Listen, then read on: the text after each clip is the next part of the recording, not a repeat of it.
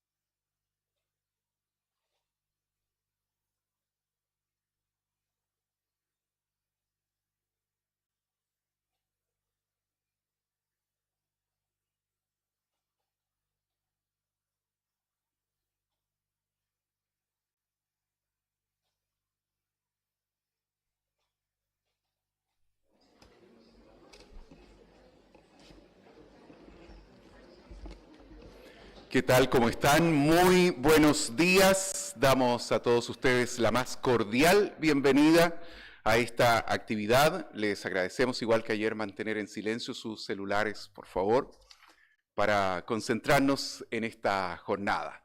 Les damos la más cordial bienvenida a esta segunda jornada del primer Foro Internacional en Conservación de la Biodiversidad y Bienestar Humano, organizado por el proyecto Campus Naturaleza de la Universidad de Concepción. Esperamos que quienes nos acompañaron ayer hayan disfrutado de esta jornada y que hoy sigamos compartiendo ideas, experiencias e inspiraciones en torno a los vínculos profundos entre la naturaleza, el bienestar y la salud de las personas. También queremos agradecer a las instituciones que patrocinan este encuentro, así como a las empresas auspiciadoras que ustedes están viendo. You see at the bottom of the screen, who also collaborate and support us. And they have been key to develop this entire experience. As we did yesterday, for anybody who wants to ask questions after each presentation, we invite you to scan the QR code that you will see on the screen and send your questions through that interface. We will begin this session with the session called Healing Landscapes, Well-Being in Times of Planetary Crisis. This session will focus on therapies based on nature and how natural surroundings can promote physical, mental, and emotional health. Especialmente en el contexto de crisis ambiental y social. Voy a presentar a quien va a moderar este bloque, es el doctor Jorge Fuentealba Arcos, decano de la Facultad de Ciencias Biológicas de la Universidad de Concepción. El doctor Jorge Fuentealba Arcos is a pharmaceutical chemical engineer from Chile with a master's degree in clinical studies and a PhD in pharmacology at Madrid Autonomous University. From 2005, he's been part of the Department of Physiology of University of Concepción, where he currently works as a professor. He's dean, as I said, of the medical science, biological science faculty here at the university. So please welcome Dr. Jorge Fuentealba. Good morning, everyone. I wanted to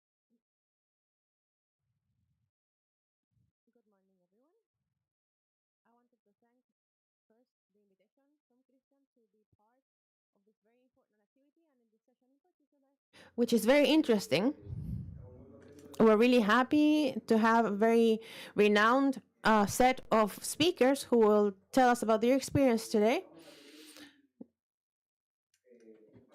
We'll have a couple of presentations that will be online, so we can follow them up.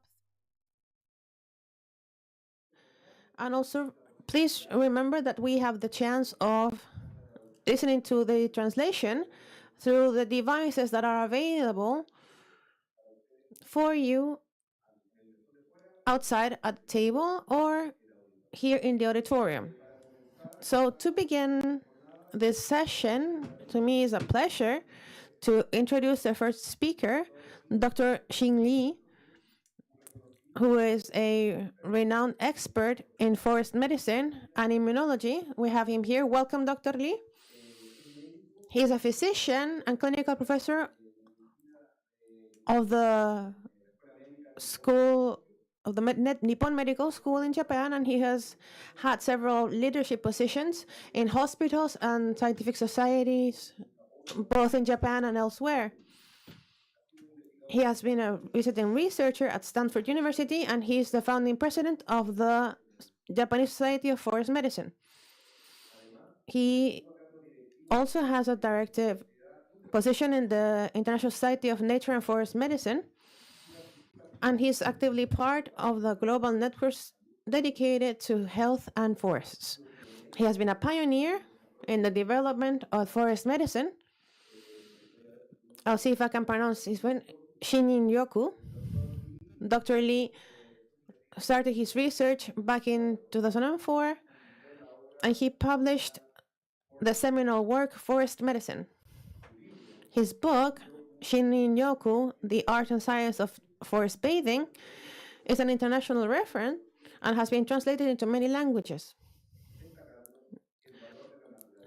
highlighting the value of nature for health and well-being in this symbiosis that I think should never be lost. So we're really happy to have him here, Dr. Lee. And we hope that you can tell us a little bit about your presentation. Thank you very much. Welcome.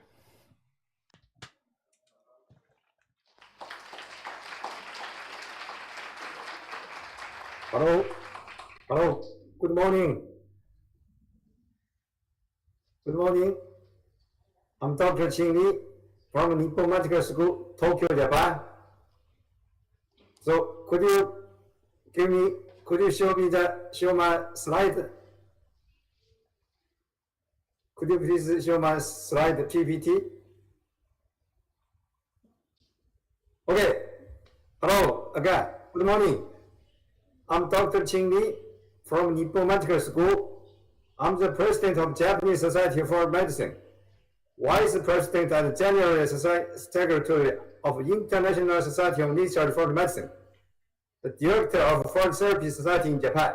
Today, I will talk about the formal feeling to science, the effects of food bathing on human health. So, next slide, please. Next slide. Sorry, next slide. Okay, so this is my hospital, Nippon Medical School Hospital in Tokyo, established in 1876, almost 150 years. So I have been working at this hospital since 1994, 31 years. Next, please. Next, please. Yeah. What is Shinrin-yoku for bathing? Yeah. Next. Researchers in Japan have tried to find a new method to reduce stress by visiting forest and have proposed a new concept called Shinrin-yoku or for bathing. Next.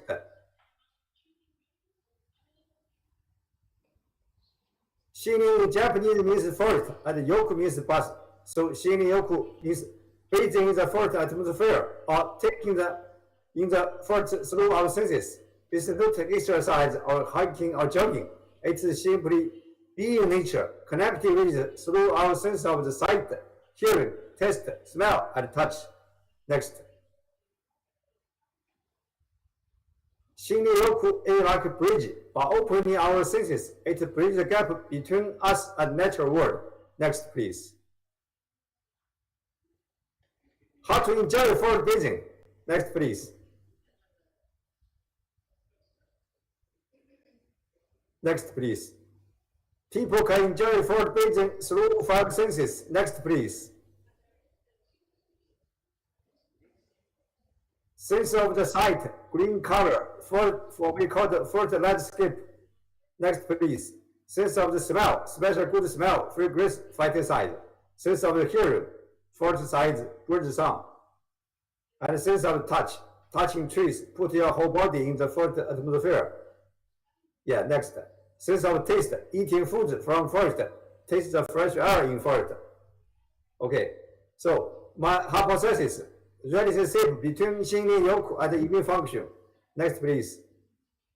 It is well known that the immune system, including natural killer NK cells, play an important role in defense against bacteria, virus, and tumors. It's also well known that stress inhibits immune function. Next. Shinrin-yoku may reduce stress. Next. Therefore, I speculate that Shinrin-yoku may have beneficial effect on immune function by reducing stress. So stress is a key word. Natural killer cells. Natural killer cell is a kind of immune cells and can kill bacteria, virus, and tumors while releasing anti-cancer proteins such as providing enzymes and granulation. People with lower NK activity show higher incidence rate of cancer, whereas people with higher NK activity show lower incidence rate of cancer in both males and females. From these findings, you can find the importance of NK cells for human health. Therefore, I decided to study the effect of forbidding on NK activity. Next. The first scientific forbidding study in Japan In 2005, we conducted the first forward-facing study in Iyama City, Nagano Prefecture in Japan, and I published data in 2007 in this journal. The terms of forward-facing and Shinryoku in English were first used and defined in this paper. In fact, the forward-facing and Shinryoku become the title of the two books, Shinryoku and forward-facing. Next. This result, Shinryoku significantly enhanced human NK activity. So the blue column is before and day 1, day 2. So you can find Shinryoku increased NK activity. Next. And a trip to a place without fault doesn't enhance human NK activity in males. So city trip cannot increase NK activity. Next. This is the number of the NK cells. You can find Shinryoku significantly increase the number of NK cells in males. Yes, next. And the anti-cancer protein, granulation preferring granzyme A, granzyme B. You can find Shinryoku significantly increase the granulation preferring granzyme A and B expressing lymphocytes. Next, please. So the second and the third forward-facing Shinryoku studies sustained the effect of forward-facing. In 2006 and 2007, we conducted the second and the third experiment in Agasawa, the birthplace of forward-facing in Japan, and the Shinano-tao, Nagano Prefecture, to investigate the sustained effect of forward-facing, and the results were published as follows. The first one is for males, published in 2008, and second, this is for females, also published in the 2008 in the same year. Okay, next please.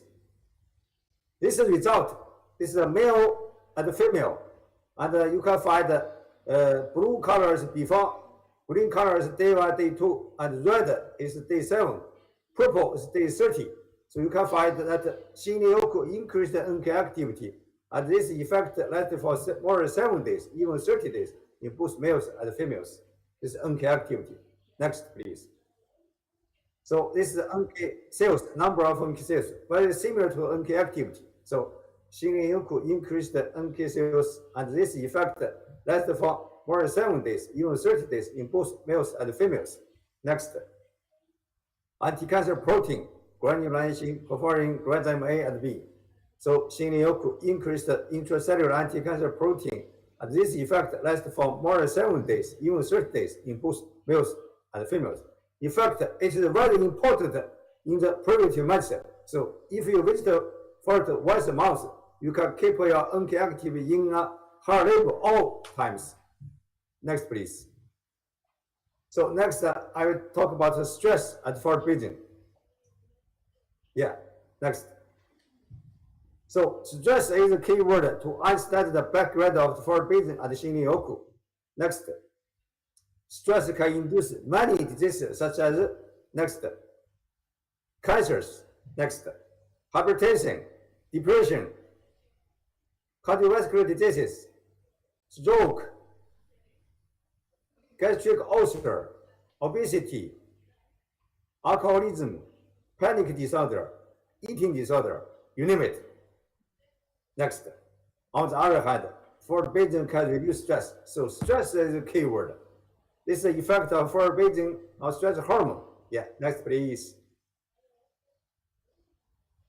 So, Shinryoku reduces all stress hormones: adrenaline, noradrenaline, and cortisol. There are 3 kinds of stress hormones. Adrenaline mainly indicates mental stress. Noradrenaline mainly indicates physical stress, and cortisol can indicate both.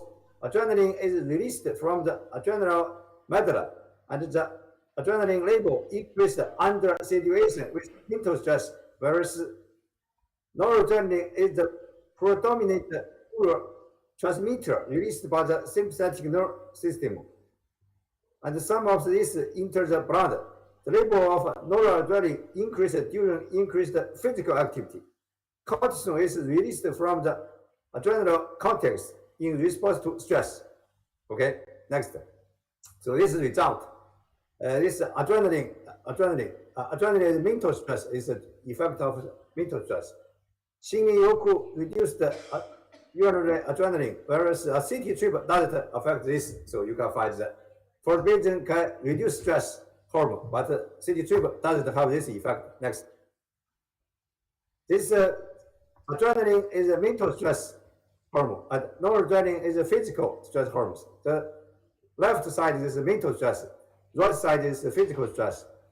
You can find Shinrin-yoku urinary adrenaline and noradrenaline in females, and the effect of mental stress greater than physical stress. Okay, next. This is another stress hormone, cortisol. Shinrin-yoku reduces the cortisol in serum in males. So cortisol is another stress hormone from both mental and physical stress. Therefore, Shinrin-yoku reduced all three kinds of stress hormones, including adrenaline, noradrenaline, and cortisol. Next, please. So this is a mechanism of Shinrin-yoku induced NK activity. So Shinrin-yoku can increase NK activity by two pathways. The first pathway is direct pathway. So Shinrin-yoku acts on NK cells, increase the number of NK cells, and increase the anti-gas protein. As a result, NK activity increased. The second mechanism is forbidden can reduce stress, and as a result, NK activity increased. Two pathways. Thank you. This is the effect of forbidden on the human neural system. Next, please. So, in fact, blood pressure is the basic index of activity of the autonomic nervous system. The forbidden provide decreased in blood pressure compared with that with the anti-hypertensive agent. This is a vital and significant discovery for preventive medicine. So you can find Shinrin-yoku reduced blood pressure compared with city walking. Blood pressure was decreased about 7 to 8 mmHg by Shinrin-yoku. So forbidden has no side effects and is free compared to medicine. So, okay. This is the effect of the heart rate. Heart rate is the basic index of activity of the autonomic nervous system. So you can find that Shinrin-yoku can reduce heart rate compared with the city trip. The blue line is a city trip. The green line is forbidden. Next. So it's a psychological effect of Shinrin-yoku. So you can find blue one is before forbidden, green one is after forbidden.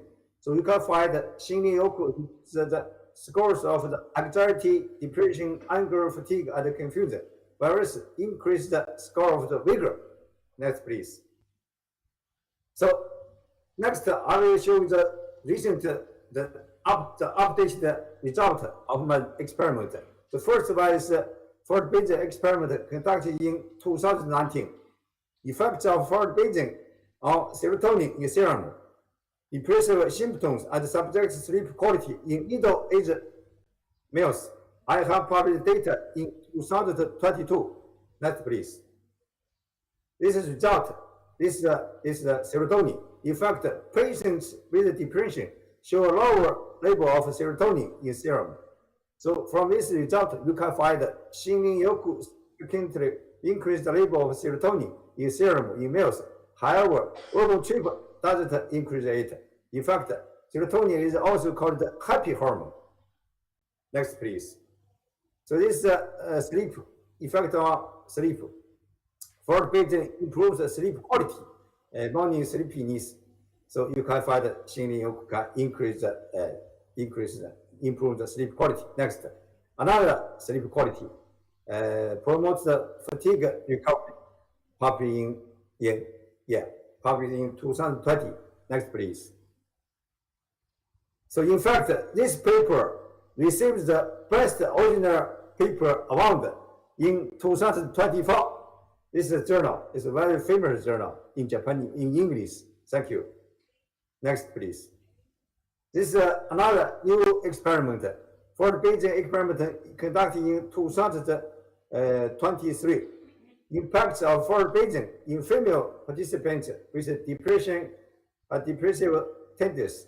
We published data in this year. The journal is Diseases. Next, please. So this result is a new finding. It's oxytocin. Maybe you know oxytocin is also known as the happy hormones. So you can find forbidding increased oxytocin in blood in patients with depression. It's a new finding. Okay, next. This IGF-1 insulin-like growth factor 1. This is a peptide hormone produced in the liver. It has been reported that IGF-1 increases the number of the new neurons in the hippocampus, contributes the anti-depressant effect. So you can find forbidding can increase the IGF-1 level. However, city trip doesn't have this effect. This is a new finding. Next, please. This ASD is self-rating depression scale. So you can find forbidding can reduce the ASD score. And this effect lasts for 1 week. Okay. This POMS, you can find the blue one is before forbidding. The orange one is after the city trip.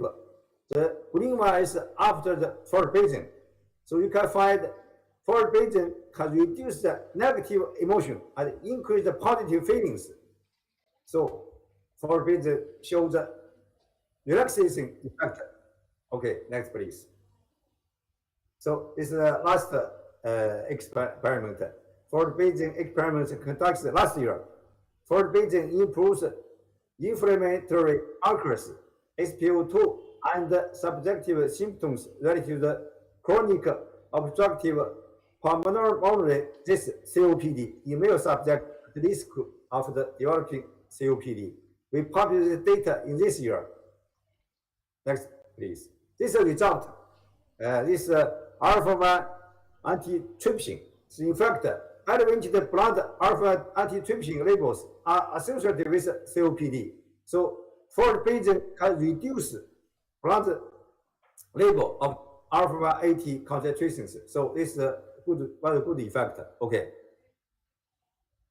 Next, the blood fibrinogen. In fact, increased blood fibrinogen levels are thought to depend on the severity of the COPD. So this is a very good marker. So forbidding at city trip can reduce this marker. Next, please. So this is CRP, C-reactive protein. This is a very famous marker for the COPD. So in fact, serum CRP has been reported as an assessment index for COPD. So you can find forbidding can reduce the level of the CRP, but urban treatment doesn't have this effect. Next, please. So this is the effect of forbidding on interleukin 6. So interleukin 6 also a very good indicator for COPD. So you can find forbidding can reduce the level of the interleukin 6, but the city trip doesn't have this effect. Next, please. So this is the SpO2. So you can find forbidding can increase the SpO2. And the urban trip doesn't have this effect. Okay, next, please. So this respiratory symptoms.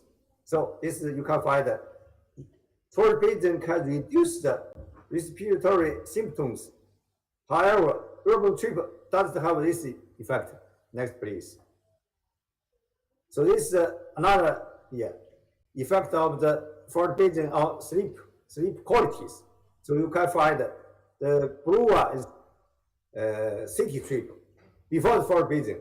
The green one is after forbidding. You can find forbidding can improve the sleep quality, improve the sleepiness and dreaminess. Yeah. We have found the following benefits of forbidding. Okay, next. So forbidding boosts immune function. Forbidding reduces stress hormones. Forbidding shows relaxing effect. So forbidding improves sleep and shows preventive effect of COPD. Forbidding shows preventive effect of depression. Forbidding reduces blood pressure and heart rate. Forbidding may apply to rehabilitation medicine. And forbidding in city parks also has benefits of human health. Next. So forbidding has preventive effect on lifestyle-related diseases. Next. So in fact, on July 5th, 2010, the New York Times reported our study and cited 4 papers. After this report, a publisher in New York invited me to write a book for medicine, and the book was published in 2012. Next, please. This is a year for medicine in America, 2012, and the Chinese translation edition in 2013, and the Korean translation edition in 2017. Next, please. So, in fact, my research of foreign medicine received the award of Nippon Medical School in 2011. It is the evidence that foreign medicine has been recognized by Japanese medical universities as a new preventive medicine. Nippon Medical School is a very famous medical university in Japan. Nippon Medical School is also Japan's oldest private medical school, established in 1876. Next. And my research of foreign medicine also received the Japanese Society for Hygiene Award in 2022. This award is evidence that foreign medicine has been recognized by the medical community as a new preventive medicine. The Japanese Society for Hygiene was founded in 1929 and is the biggest preventive medicine society in Japan. Okay, so we also got the best review award last year. Next. And we also got the outstanding article award in 2009. Next. So many media reported our research, the Japanese Times in 2008. And next. And the interview from the Bloomberg TV in 2009. Next. And the BBC Radio in 2012. After I published my book for medicine, I received the interview from the BBC Radio. Okay, next. And the BBC World News in 2018, and the French Radio in 2018. After I published my book, Xinglioku and Foreign Medicine, Forbidden. Next, please. And the German TV interview at my lab. Next, please.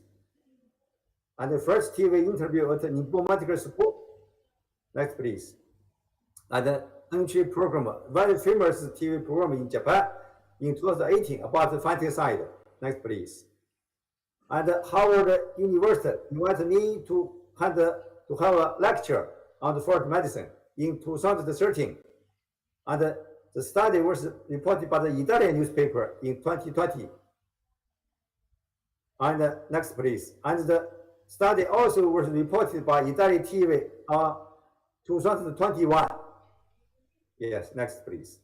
And American NBC TV interview in 2021. And next, please.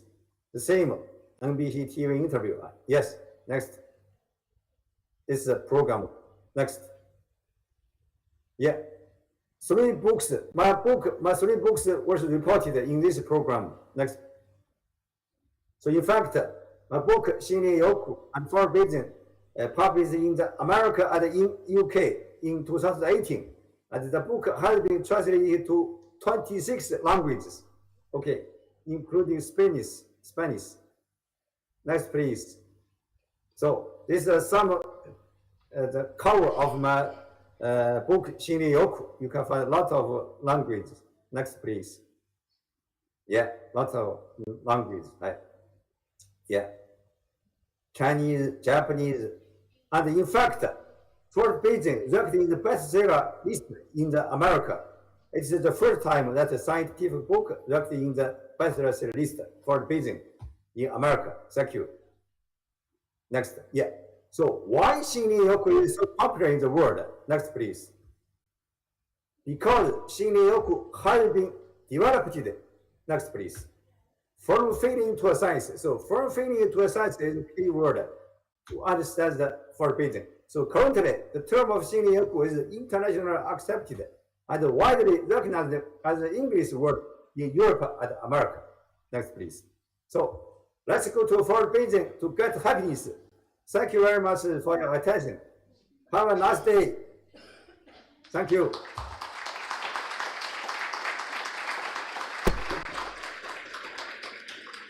Muchas gracias.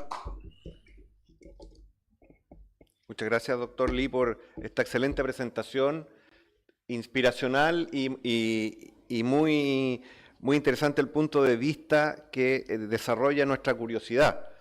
Entonces, tenemos la posibilidad de hacer algunas preguntas.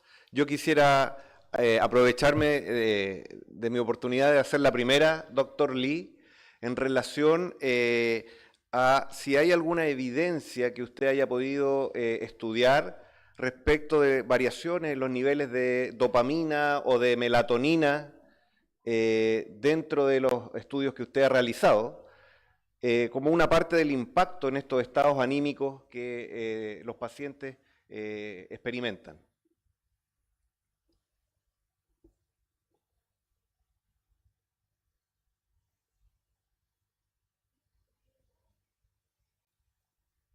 Sorry, could you repeat the question again?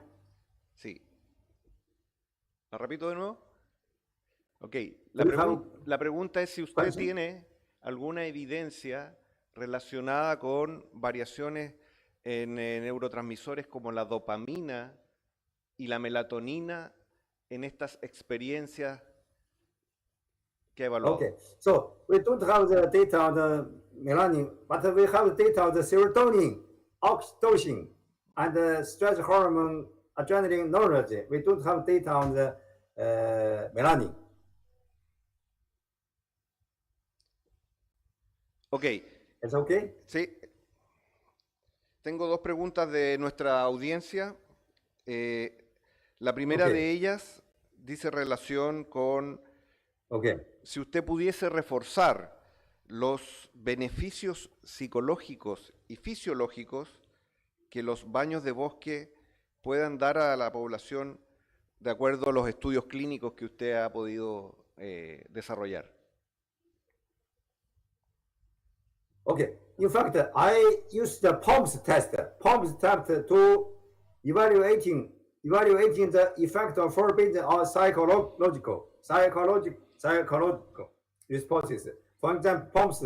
So forbidden can reduce the negative emotions and increase the positive feelings. This is a psychological effect.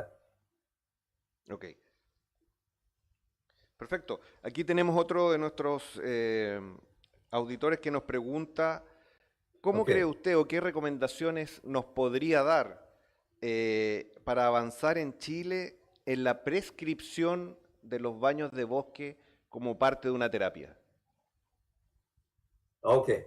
In fact, so forbidden and for medicine now have become the preventive medicine. So for the moment, permanent. For some diseases, for example, forbidden can reduce blood pressure and heart rate. Forbidden can improve the depression. So forbidden may be a good preventive medicine for the hypertension, for depression, for the heart diseases, and for the sleep disorder. So in the near future, forbidden will become a new clinic medicine to treat some diseases like the depression, heart diseases, hypertension, and sleep disorder. So, and forbidden also can incorporate to the rehabilitation medicine. This is for the future perspective. Ok, muchas gracias. Nos preguntan acá también, ¿cómo puedes... sí. ¿Cuál cree usted que, o cuál sería la recomendación respecto del tiempo de cada sesión y con cuántas sesiones es recomendable que una persona se involucre en esta terapia? Okay, that's a good question. In fact, we conducted two kinds of experiments. One is 2 nights, 3 days. 2 nights, 3 days forbidden can increase immune function. And this effect can last for 1 month, 30 days. So if you have the time to take a for Beijing, 3 days, 2 nights for Beijing, so you just take a for Beijing once a month. And another experiment, we conduct the 1 day experiment. 1 day experiment, 1 day for Beijing also can increase NK activity. This effect can last for 1 week. So 1 day for Beijing for 1 week, 2 nights, 3 days for Beijing for months. So if you have time, you can take longer for Beijing. If you don't have time, you can take shorter 1 day for Beijing. So it's very good. So maybe you have time, longer time, so you can take 3 days, 2 nights. This can keep 1 month. And if you don't have time, you just have 1 day. So 1 day can keep 1 week. So you just visit for every weekend. Muy bien. La siguiente pregunta que tenemos The aquí. next question that you have, doctor, it's very interesting, your presentation.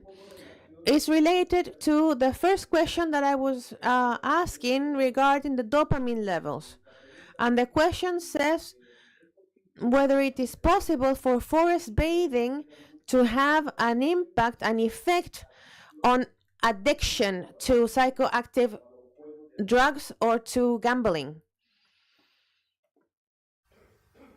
You mean to the city person? Sí. Dwelling people. Yes. Yeah. Okay. So people living in the city also can enjoy for Beijing by visiting city park. In fact, city park, for Beijing in city park also has positive effect for the relaxation to reduce some stress hormones. So if you live in city, you don't have the chance to visit the fort, but you can visit city parks with a lot of big trees. So you also can use the phytoncide with the aroma in your office and in your home to enjoy the sense of the smell of the fort Beijing.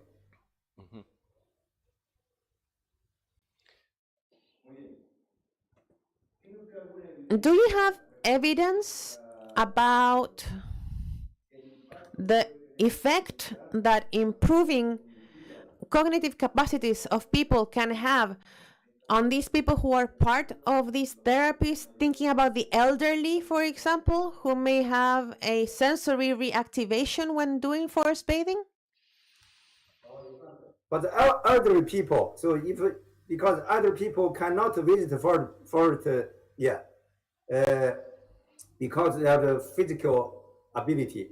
So we usually use the phytoncide, use the aroma in the room, and we use the aroma diffuser to produce the aroma, and by using the essential oil from trees. So the elder people can enjoy the fort Beijing indoor by exposure to the aroma. Yeah, it's indoor, not the outdoor. Okay. So in the audience, does anybody have a question? If anybody wants to ask a question from the audience here who are live with us, we have one person raising their hand.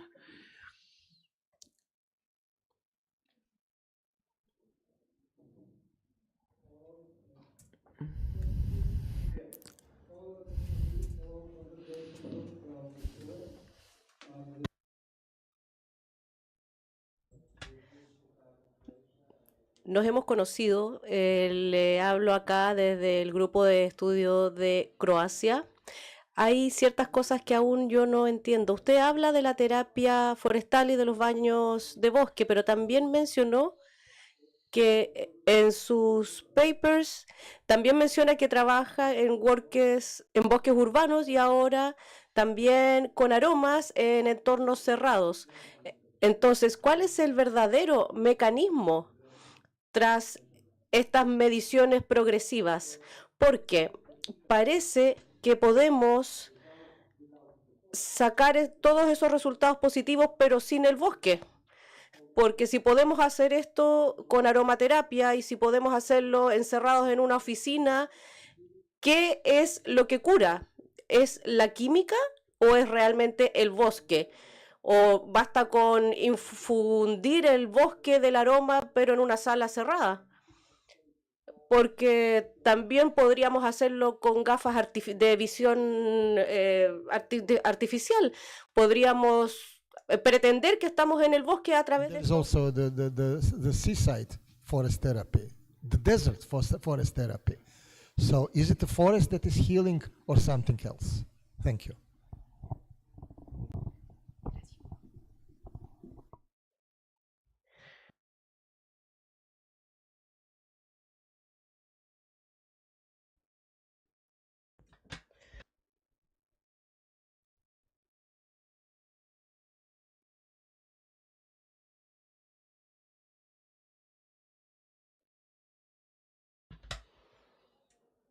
Did you hear the question, Dr. Lee?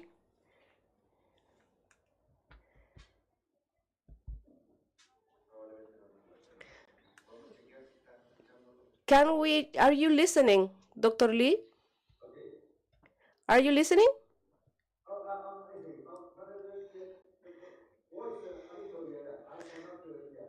So the question,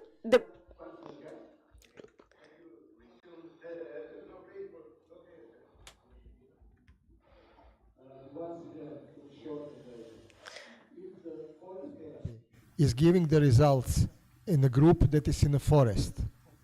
It is giving the positive results in a group that is in the urban park. It is giving the positive results with the artificial intelligence, with people who have not ever reached the forest. If it is giving the positive results in the desert, there is no tree. So what is the mechanism that makes those results? Is it a forest? Are those terpenes? Is this volatile organic compounds? Or this is something psychologically connected with our image of the forest that we are reproducing in our brain without being in the forest? So you mean the mechanism of the forbidding?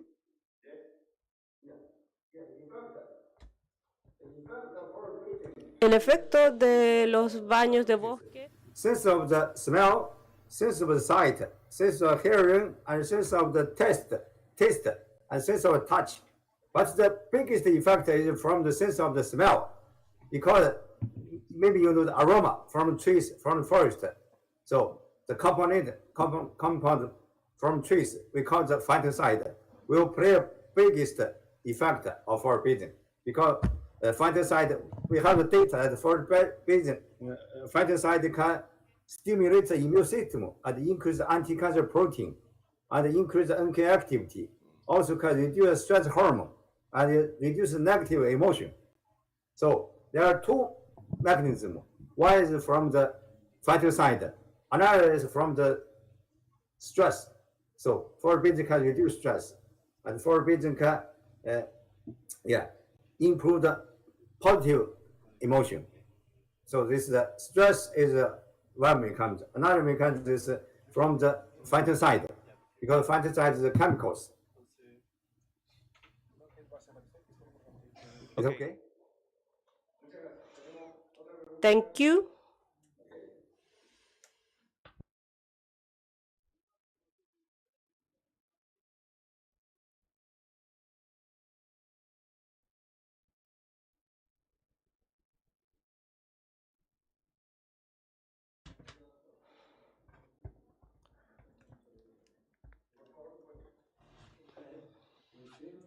Do you think that Chilean native forest can generate similar therapeutic effects similar to the ones you have in Japan?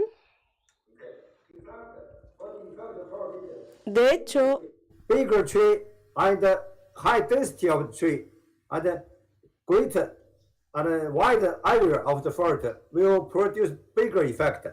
So if you have the similar forest in Chile near to Japan, similar to Japan, you will also get the similar effect of forbidden. In fact, in Japan, pine tree we call the Japanese cypress the pine tree.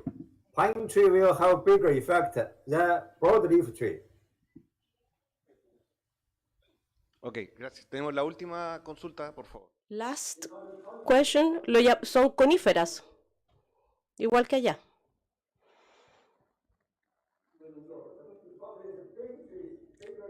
Lo importante es que sean árboles grandes y donde haya alta densidad de árboles.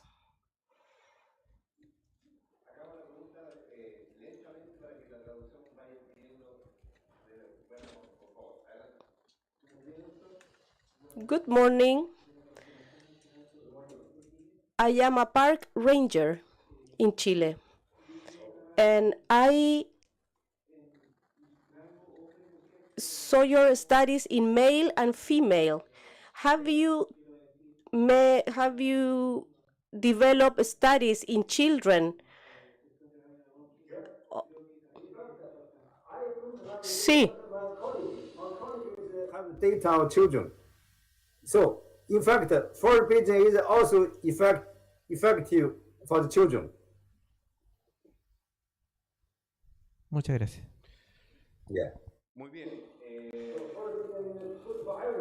Es bueno para todos, porque es el mecanismo detrás que reduce la hormona. So, because the children also have stress, so forbidding can reduce stress. So, forbidding is good for everyone.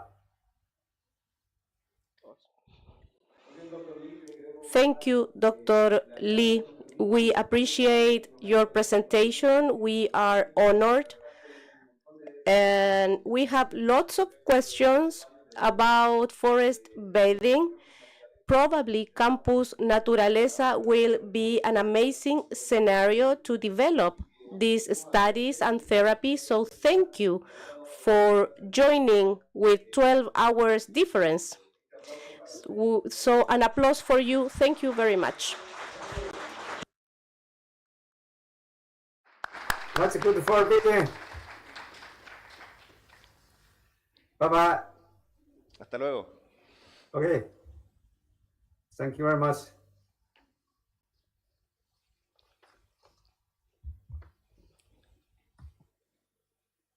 Muy bien. Interesante tema, ¿cierto? Relacionado con el bienestar, el tema... And the impact on physiological functions are very interesting, especially those related with serotonin, dopamine, mood. The question about addictions also has an interesting component. So it's a good topic to research further, especially thinking in the last article Dr. Lee published, that is a randomized clinical study showing the effects of EPOC. COPD. Our next speaker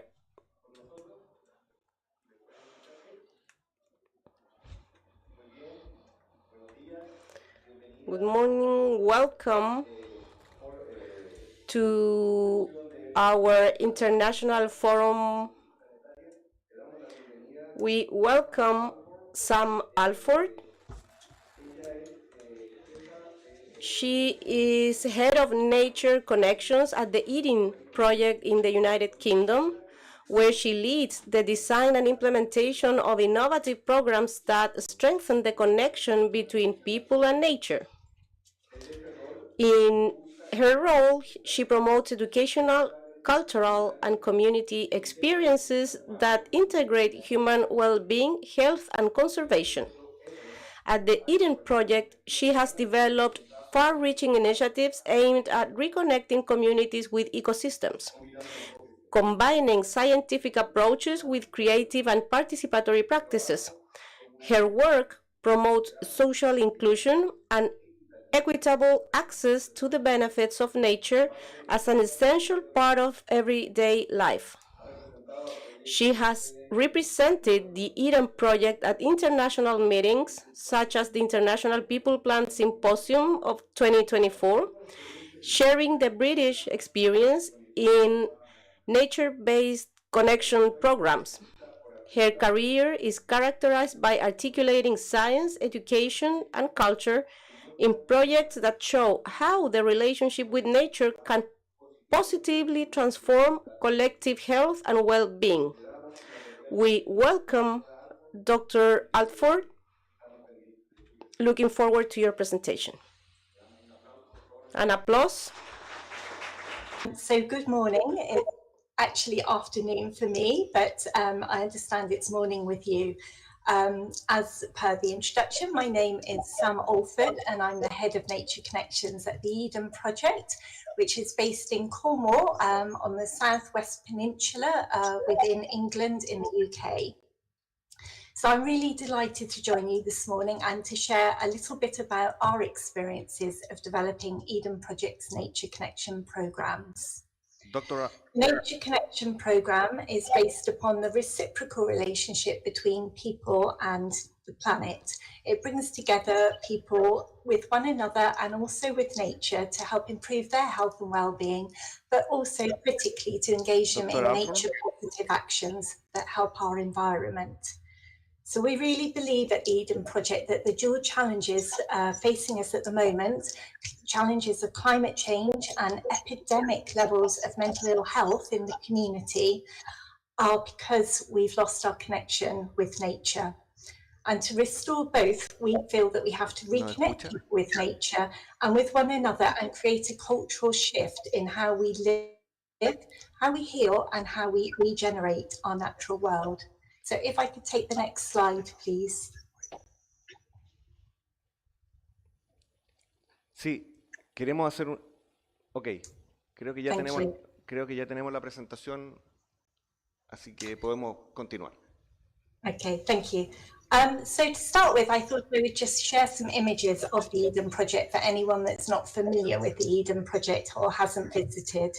So the Eden Project is an educational charity, and we opened in 2001. And really, it's just a symbol of the amazing things that people can do when they come together. So we house the largest rainforest in captivity. It's a living thing for people and plants, and it's all about exploring our relationship to the natural world. So if I could take the next slide, please.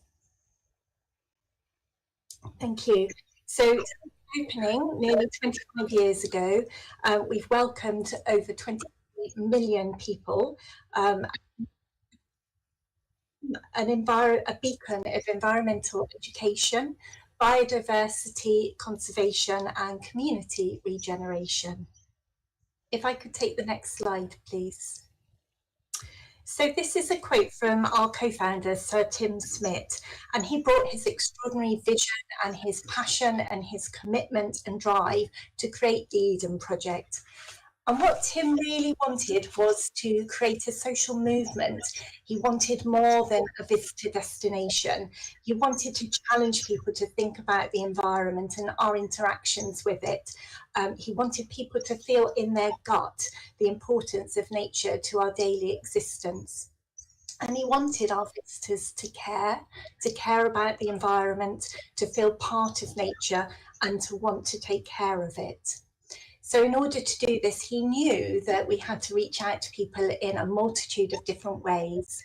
And that's why things like art and culture and heritage and storytelling and music are just as important for us at the Eden Project as the educational messages that we convey. If I could take the next slide, please.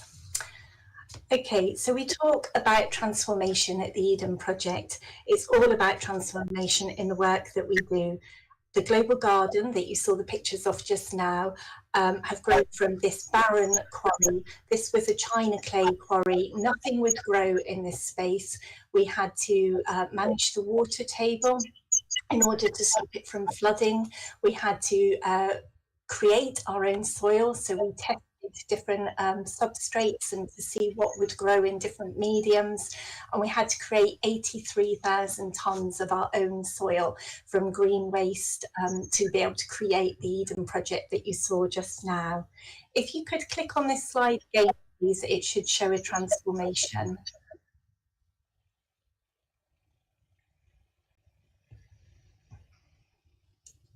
So again, we talk about transformation to the Eden Project as you see it now, which is host to and celebrates plants and cultures from all over the world. So transformation of places, transformation of the people that are involved, and ultimately transformation of the planet. If I could take the next slide, please.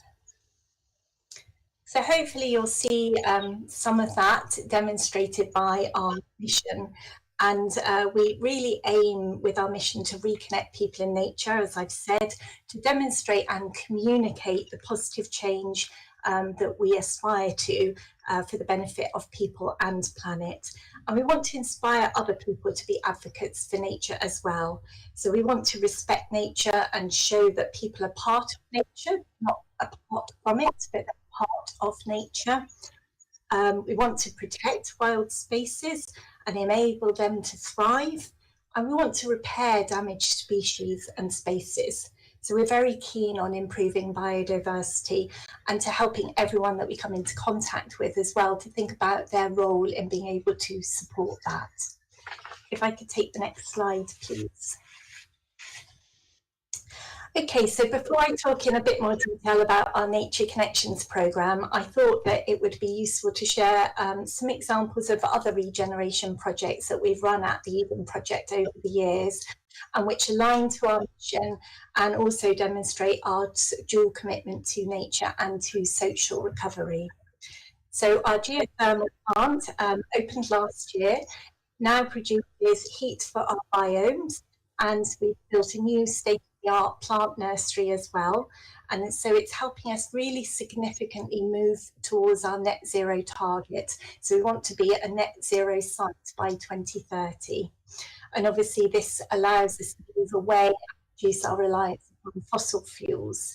But it's also allowed us to grow our own food. So food, salad crop that we serve in our restaurants is grown in our plant nursery, reducing our food miles, and we're able to grow a lot of the tropical and unusual plants, unusual in the UK anyway, that are sold within our visitor centre.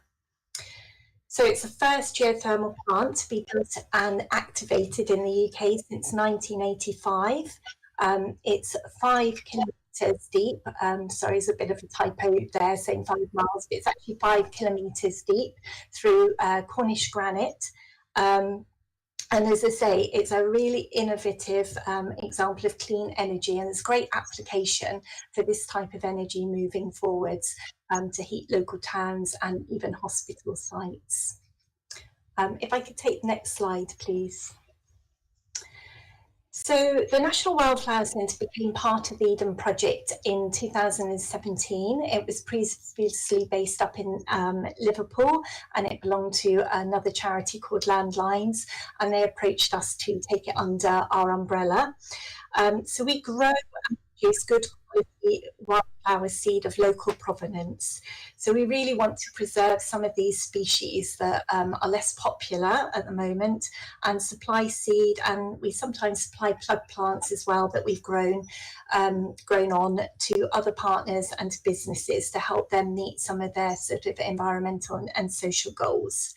So we can create seed mixes, bespoke seed mixes, which are designed by our team of wildflower and habitat specialists and also expert ecologists. And we can design different mixes for different purposes. So it might be an urban greening project, for example, or about creating habitat or creating a space for good community use. So as I said, we do offer consultancy and support to those other businesses, and in particular we work with construction companies to support them to meet their obligations to develop a 10% increase in biodiversity for any development that they create, and there's recent legislation in the UK that places that obligation upon them to do that. So if I could take the next slide, please. So our Big Lunch campaign, I don't know if anyone's heard about this, but it's an annual campaign which is all about getting people to connect together, and we also encourage them to think about nature positive actions that they can take when they're doing that. So it's been running since 2009. As I say, it's an annual event, and it's based on the premise that life is going to be better, good things happen if you bring people together. So it's very simple. It might be about having a cup of tea with a neighbour that you don't see very often, or it might be about the whole street sitting down and sharing food, as in the photograph, the example that we've got here. So it takes place on the first Sunday in June every year, and about 10 million people participate in it each year. And we provide advice and resources to help people plan their events. And we do encourage them to think about nature positive actions that they can take as a group. So some groups might go out and do a river clean or a beach clean before they sit down together. They might do a fundraising activity to support a local nature-based cause. Or they might decide to plant up an area of communal green space and make that pollinator friendly. We've had things like whole streets of sunflowers planted and things like that. So it's about building that social capital, helping people feel hopeful that they have got the ability, the agency to do something really important in their community for each other and also for the environment. So if I could take the next slide, please. Okay, so I'll say a bit more about the detail of our Nature Connection work in a minute, but this is our flagship programme of activities which connect people to nature to improve their health and their well-being. We've been delivering social recovery projects over the last 15 years at Eden. So initially we ran weekly walking groups for a group of patients from a local health centre who had recently been diagnosed with type 2 diabetes. And they had a weekly opportunity to walk on site, walks of different levels of complexity or challenge. And they also received nutritional advice. And it went down really, really well. There were very positive results. People's symptoms reduced, and 30% of the small cohort of people actually went back to pre-diabetic levels. So it was really important for us at the Eden Project to have that partnership with our local healthcare centre and the doctors and nurses and the primary healthcare team that worked there, because it's helped us to develop a social prescribing or a green social prescribing type offer many years before social prescribing became embedded within the health service here in the UK. If I could take the next slide, please.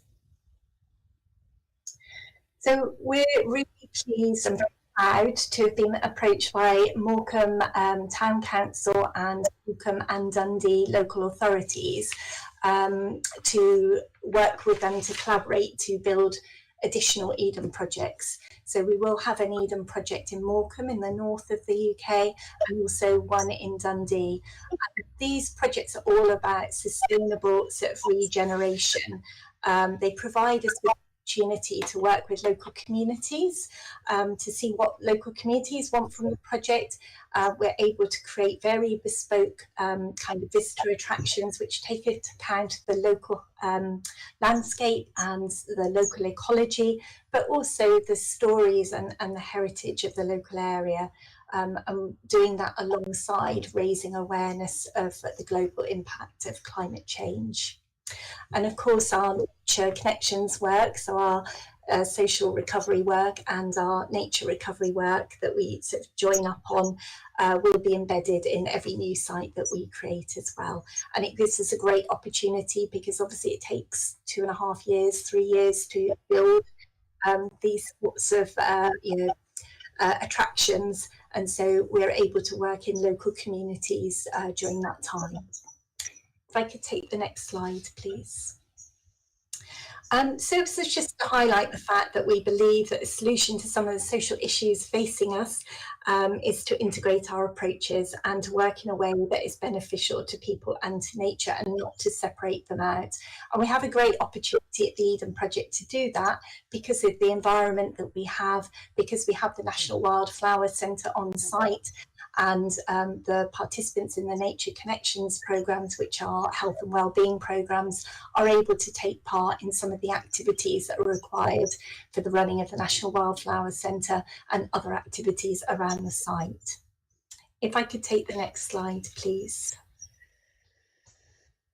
So I'm going to talk mainly about our social and therapeutic horticulture programme today, which is focused on adults who have mild to moderate mental health difficulties, and it's also suitable for people during their recovery, and that includes people who are recovering from addictions and substance misuse as well.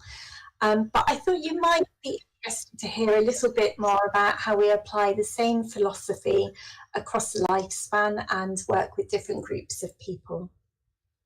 So as I mentioned earlier, we've been running social prescribing activities for over 15 years at the Eden Project, triggered by an interested doctor at our local health centre who recognised that he had people in his surgery who didn't really need to be there. They were people who were feeling lonely, people who were socially isolated, stressed, inactive, demotivated, feeling a low mood. And he recognised that something in the community, something to get them out and more active might be a helpful way forward. So we now have developed quite a comprehensive programme of activities over the lifespan. We have a very well-established early years programme, and that's all about supporting child development and learning, and it's a sort of sensory, nature-based exploratory programme. So really young children come along with their parents and they get their hands in the mud, and they go out sort of tracking things and noticing the environment and doing sort of natural crafts and different activities. We also run of young people's activities to encourage resilience and connection to nature, and often work in partnership with other organisations like schools and youth groups. And it's usually young people who wouldn't normally get the opportunity to spend time in nature, and young people who are not thriving well, maybe not thriving well in the classroom environment, or young people who are socially anxious. And then we've got quite a worked up offer at the adults end of the spectrum. So we still have a weekly walking group on site. We also run something called Wonder Workshops, and Wonder Workshops bring mainly older people with long-term health conditions together in our biomes to connect to some of the plant artifacts that we have. They learn a bit about the history and the importance of those plants in the places where they grow, importance to those communities and to local ecology and economy. And then there's a kind of social activity as well. And then finally, we have our social and therapeutic horticulture programme, which is where I'm going to talk in a bit more detail now. And that takes place away from the main biomes, so away from the main site I've shown you the pictures of. It's in a quiet area in our outer estate. So if I could take the next slide, please. So it's just a picture there of some of our participants involved in activities. So the gardens have been developed over many years with the people who use them. So the gardens are created, co-created with those people for those people. We provide a physically and an emotionally safe space. So it's a beautiful space where people can reflect and take some time out and try and get some respite from things that are worrying them and that are on their mind. It's a very structured approach. So we offer blocks of sessions with a range of inclusive activities. So there may be activities which are more physically active and activities that allow people to sit and do something at a table. And if people want to just come and go and flowers or something like that, they can do that. The people who come to our sessions get involved in every aspect of looking after the garden. We run all year round as well. It's not seasonally affected. And the therapeutic activities that we offer are shaped around the seasonal maintenance plan for the garden. And what we found is that building new skills, working with natural cycles and the natural world just provides lots of metaphors that help to reinforce resilience, mastery, and hope for our participants. And it just helps them to improve their confidence and their ability to manage their own well-being in the future. And we know that taking part in purposeful activity is really important to good mental health. So if I could take the next slide, please. So as you can see from the slide, we take referrals from a wide variety of sources, including people referring themselves. So we have a lot of people who hear about the activities that we run from other participants. We do receive referrals as well, as I've said, from doctors, nurses and social prescribers. I don't know whether you have social prescribing in Chile, but just in case you don't, social prescribers work in the doctor's surgeries here, and they connect patients up with community projects and resources. So they take a much more holistic view of health. And in the UK, I suppose it's important to say that while social prescribing is embedded within the healthcare system now, most doctor's surgeries would have access to a social prescriber, for example. The funding tends to focus on the salary of social prescriber. So it doesn't go to the individual like you would with a prescription. So then they don't get money to help them to access or get along to or pay for a community activity. So when we talk about green or nature-based prescriptions, we're really talking about a referral pathway rather than a commissioning pathway. And that just means that the nature-based providers have to do their own fundraising to be able to do these activities.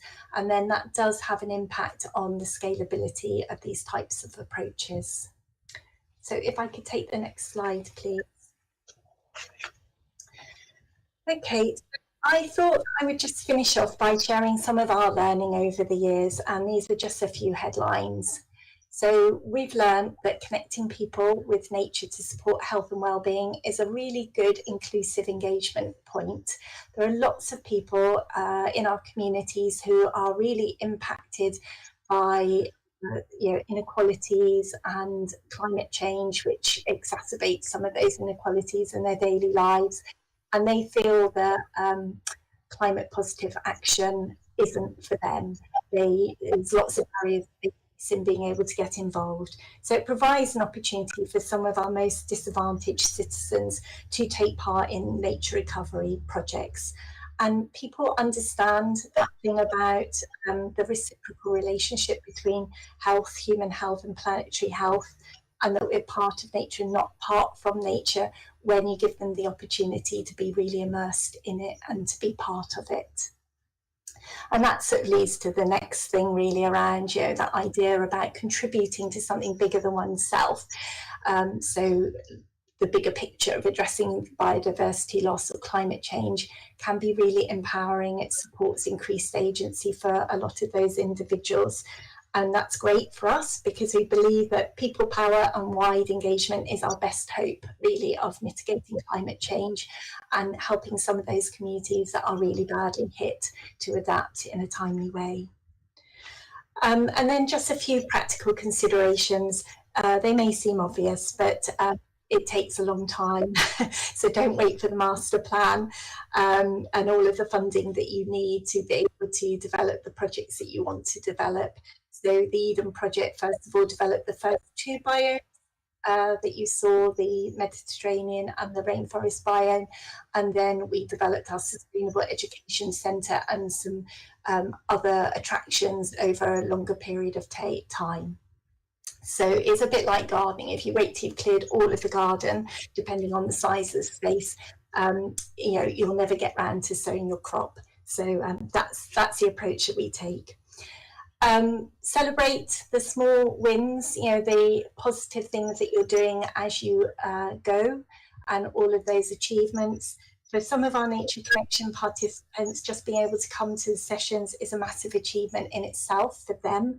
And then when we were growing the food plant for the marsh fritillary butterfly, actually just growing those plants, that was a real success and for those participants even before the butterflies came. So it's just tracking all of those steps along the way and documenting that, because you want to show every single achievement that you have made, whether that's social achievement or whether that's improvements in biodiversity. and nature recovery. You just want to be able to demonstrate that, and it's easy to miss things and to overlook things. And then finally, it's just that thing about being flexible. I've had to put out all of my project plans over the years, and you try and stick to a project plan, but sometimes something unexpected happens and it can prove to be a real gift, and it might take you in a different direction. So thank you. That was everything that I planned to say. So just say thank you so much for listening, and maybe we have some time for some questions.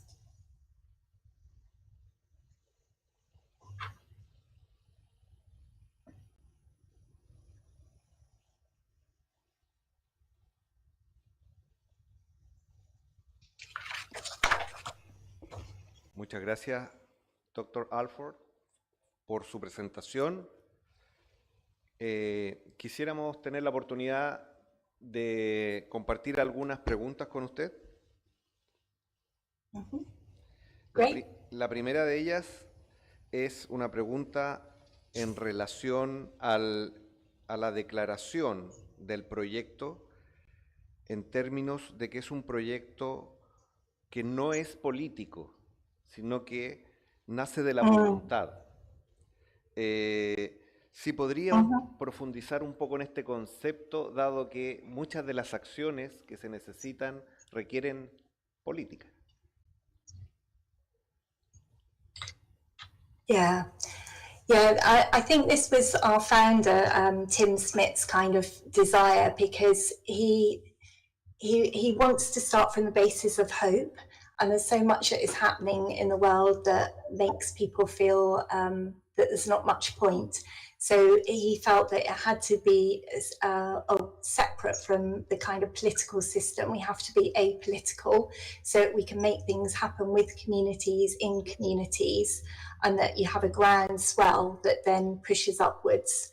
And he has always tried to raise funds and raise awareness to be able to carry out the projects that he wants to carry out. So it's just, yes, I agree. Yeah, you need to kind of be able to influence policy and influence change, but we are going to do what we're going to do outside of all of that, and then share some of our learning back with policymakers. Okay, muchas gracias. All right, thank you. That is a question by Cristóbal Pizarro. And the next question comes from Antonio Ortiz. And she wanted to ask, how do you finance such a project? So the Eden project was financed through the Millennium Commission. So there were public funds available through the National Lottery and the government. And also there was some money available through EU funding previously. And we had to take loans as well, and also philanthropic funding. And that's how we're now looking to fundraise for Morecambe and for Dundee. The Nature Connections work that we do is also fundraised for separately, and that is all from philanthropic sources. So we are very fortunate to have been supported in the past by the National Lottery here for our Big Lunch programme.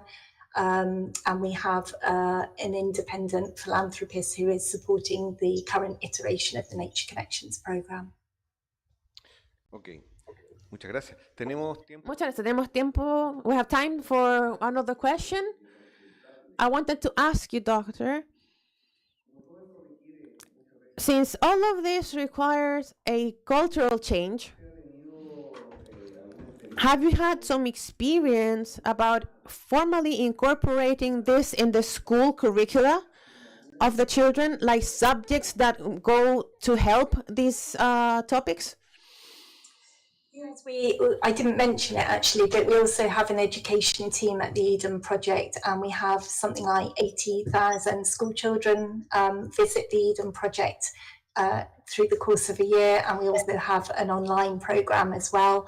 And there is a natural history GCSE being developed as part of the national curriculum here, and Tim Smith actually is involved in the development of that with other people working in the sector. And then in terms of the kind of the wider cultural change, there has been a bit of a kind of movement in the UK to recognise the positive benefit of nature-based prescriptions and connecting people to nature. And the benefits both for them and obviously for the environment. So there was a programme called the National Green Social Prescribing Programme, which was funded by the government and ran for 3 years. And I previously led the development of that programme, and that was a cross-governmental programme. So we worked with our Department for Environment, our Department for Health, and looked at some of how we could remove some of the barriers in the different departments to embed this way of working. And I think we made quite a lot of progress, but the funding is a critical issue. Ok, muchas gracias. Does anybody in the audience have a question? Yes, we have a question from the audience here. If you can please, if people can please speak slowly so that we can translate the questions to our presenter. Good morning, thank you for your presentation. I'm a fan of yours, and I wanted to know if there are therapeutic problems or projects like that in urban spaces, in other areas. If there's some research about that, and I wanted to know if you can do something like this in the middle of the urban setting. Sí, definitivamente, cuando mencioné that took place in 7 different locations, took place in Nottingham, Bristol, very urban areas here. And we've got lots of green space, but it's not necessarily joined up. So small parks and areas of land which the council will give over to community use to run projects like this. Manchester is a really good example. The council there allowed community groups to be able to deliver these sorts of projects in their city centre parks and spaces. So it can happen in urban areas. We've also been involved in London with Canary Wharf, which is kind of a business district, and we've done a piece of work with them recently to look at how they reimagine their green space or their space. It wasn't green at all, but now it's a green space. And we've done some work with them to think about how they regenerate that space and now how they bring people to it, both the tenants that work there in their offices and also people from the local community. So I can look out some references if that would be helpful.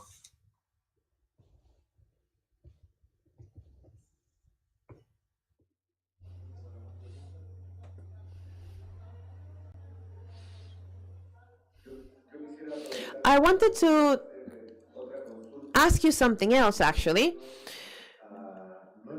regarding our own city and our large district of Concepción.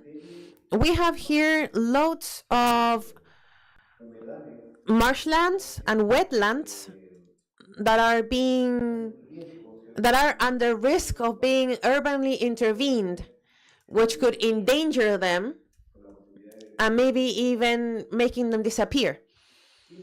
What kind of strategy do you think we could implement, aside from the political part of it that we could do, to safeguard these kinds of spaces? I think that's probably one for a colleague of mine, actually.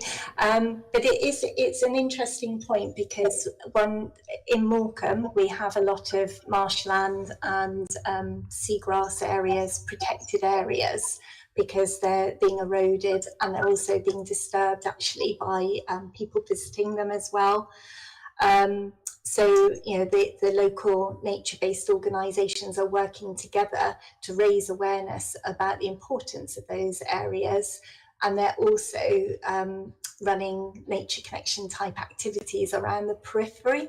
So there's a seagrass growing project, for example, in Morecambe to be able to replace some of the lost habitat that we've got up there, and running citizen science projects so people can be involved. They can see the danger and the depletion of an area first, and then they take some action with that support of our teams, and then they're able to monitor the impact of that and how that improves the area and the habitats.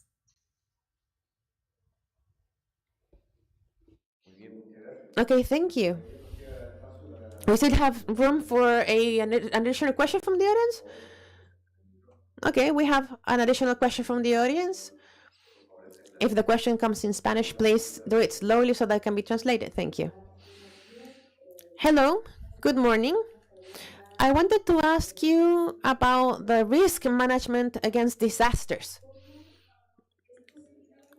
How can these projects, nature-based projects, finally be resilient in themselves, or how do we evaluate the performance of the resilience in the place where they are? For example, wind, because vegetation is a natural barrier against the wind, the water management issue, this multi-factor problem, aside from the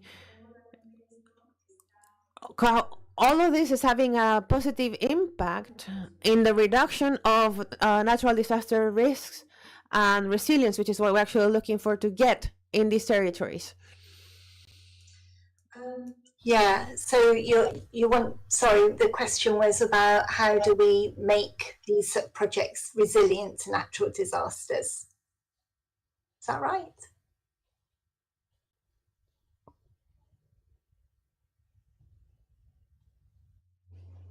Yes, that was a question. Yeah, how to make them resilient. I mean, again, it's probably one of my colleagues who would be better placed to kind of answer around this. But I think what we're trying to do is look at where each project is based and look at what we need to do to make those projects sort of resilient. So obviously sea levels are rising, and we know that there are dangers of fires and things like that. So how can we sort of think about water infiltration, approaches and things like that?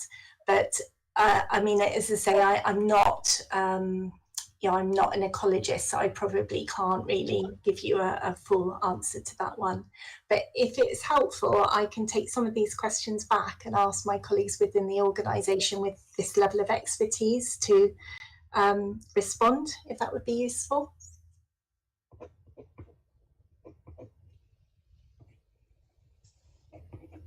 Okay. ¿Estamos bien? ¿Sí? Muy bien.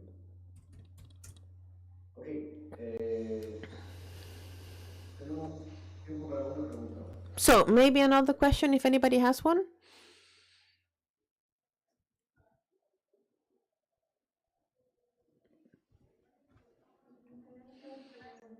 Okay, thank you so much for your excellent presentation.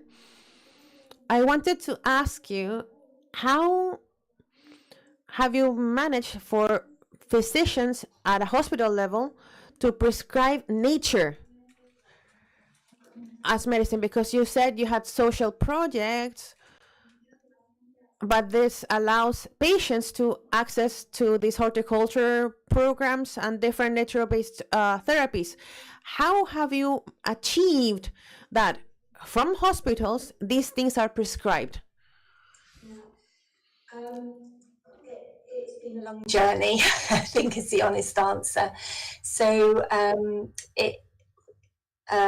we've had to do it on a kind of individual basis. So we have a very good relationship with our local psychiatric hospital in Cornwall, for example, and we've been to them, we've talked to them about what we've been doing, we've presented the research, we've presented our own research and case studies, we've got promotional films of people talking about their experiences.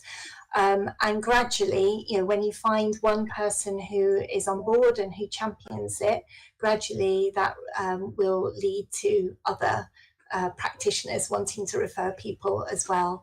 So it's just little by little building up the reputation, building up the relationships, and then at a kind of more strategic level, we've been involved in some work, and again, some of this took place with the Green Social Prescribing Programme as well. We were involved in some work to develop a training package for doctors and psychiatrists, etc. And the training package again tells them a little bit about the benefits of nature connection on mental health in particular, but on health and well-being. And it also provides some information about how they can talk to their patients about these types of services and offer it as an alternative.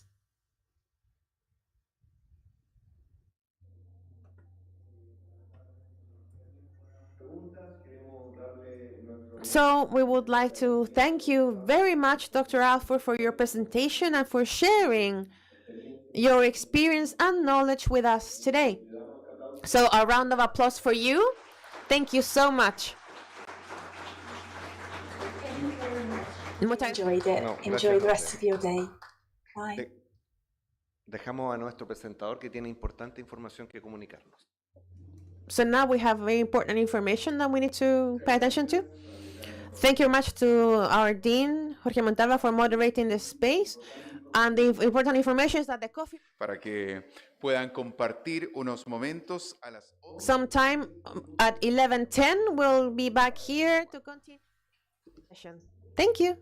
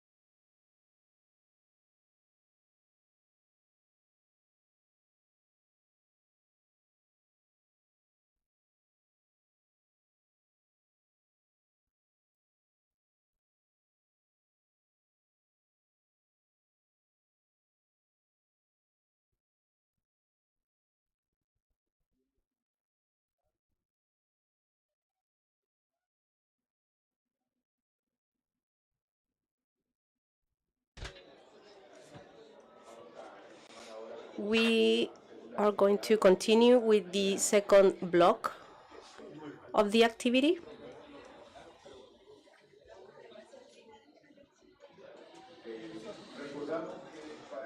We remind you that to present your questions at the end of the presentation, you can scan the QR code. And we'll also have the opportunity to present your questions here live. Please speak slowly to facilitate the translation.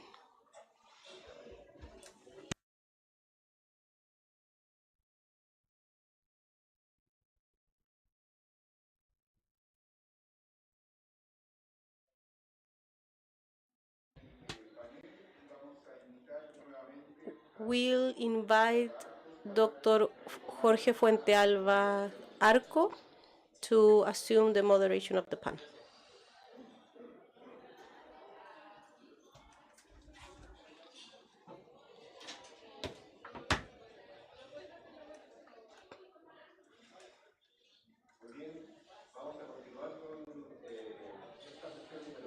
To begin with the third session, Landscape That Heal, that already presented two interesting presentations with challenges posed that I think will call us in the next block. We were discussing with Christian how important it is to promote some of these activities. So I think it's going to be a pretty fruitful period for us. With that, we would like to begin the second block of the day. We'll have two distinguished researchers, Dr. Lierka Armano. She is a nurse by training with a master's degree, researcher of Zagreb University in Croatia. She is currently president of the Institute for Forest Therapy and Mindfulness, created with the support of the academic and medical community and the Croatian Academy of Sciences and Arts, with the aim of promoting the scientific implementation of forest therapy in the prevention of chronic diseases. She also actively collaborates with the Faculty of Medicine at the University of Rijeka on projects related to public health and nature-based therapies. She holds a position of responsibility in the Department of Hospital Infections of Sestre Mildersnijs, where she integrates her clinical health experience with interdisciplinary research. She holds a master's degree in nursing and biology and obtained her doctorate, her PhD from the Faculty of Medicine at the University of Rijeka, with pioneering studies on the use of complementary and alternative medicine, including forest therapy, in cancer patients. Disease with high prevalence in the region. With over 30 years of experience as an instructor with the Croatian Mountaineering Association and certified as a European Forest Therapy Guide, Dr. Armano leads and participates in international projects on health, well-being, and forest medicine. Her career has been characterized by promoting, based on scientific evidence, the integration of nature into human health and well-being.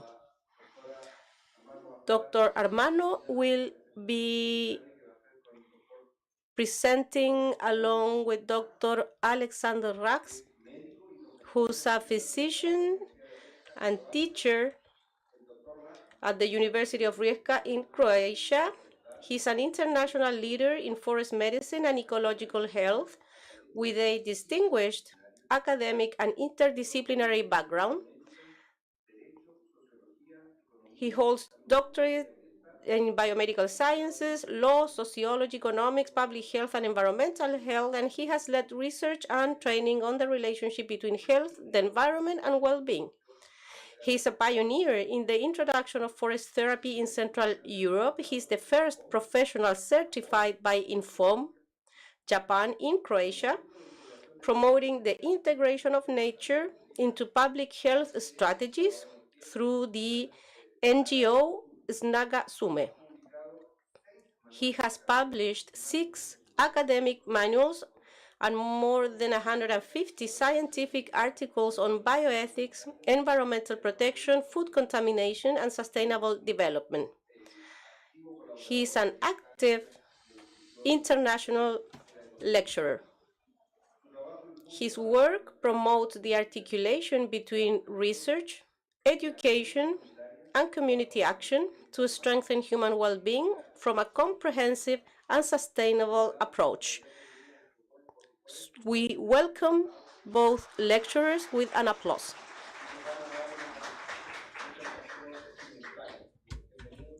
They'll present simultaneously. Welcome.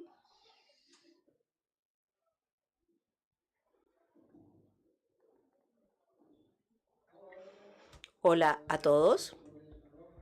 Pido las excusas por mi español. I would like to thank first for inviting us and giving us the chance to present the development of forest bathing in Croatia, but especially I would like to thank your kindness towards us. We've been learning a lot from Professor Christian and all of you. And we've seen how dreams can become true. Thank you very much.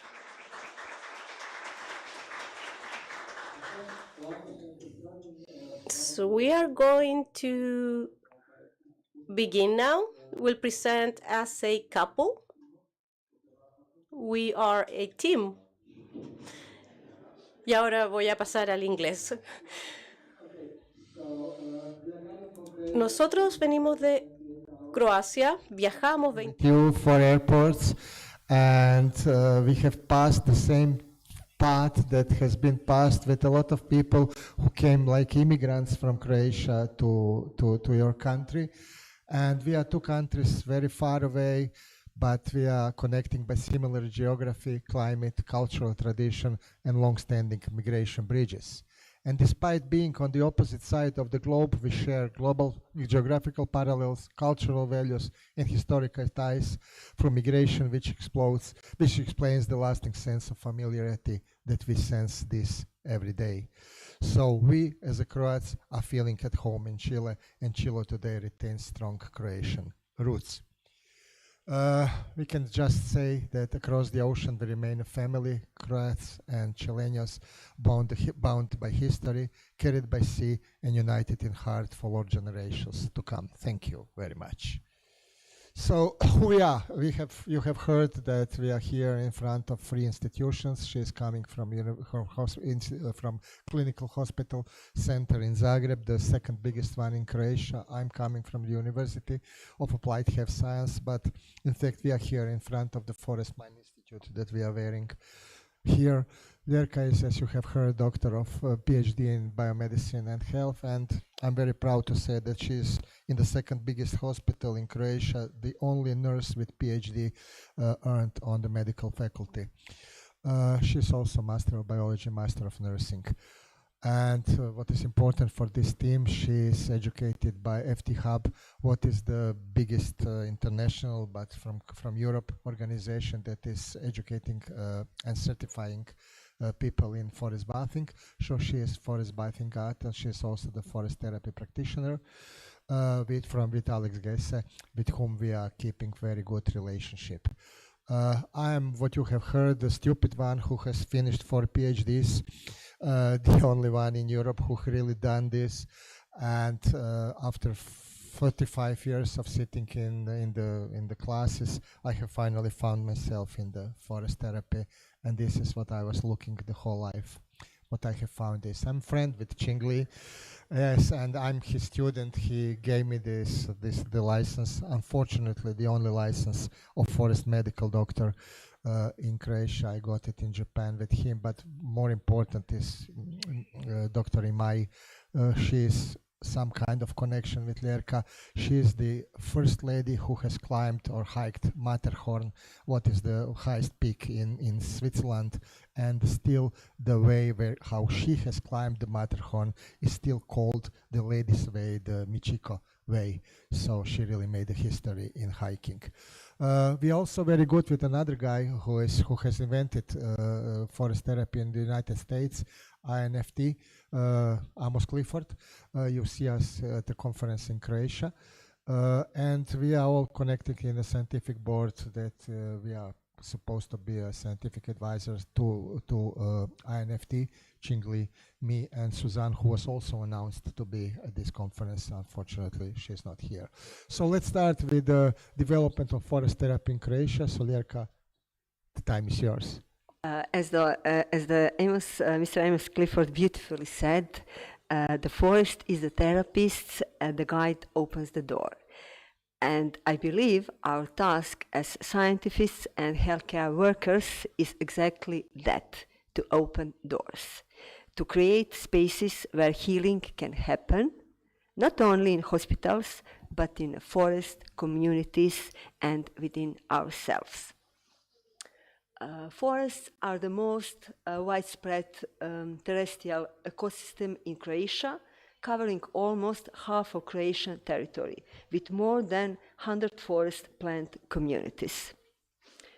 25% of our forests grow in their natural composition, which is rare and extremely valuable indicator at both the European and the global levels.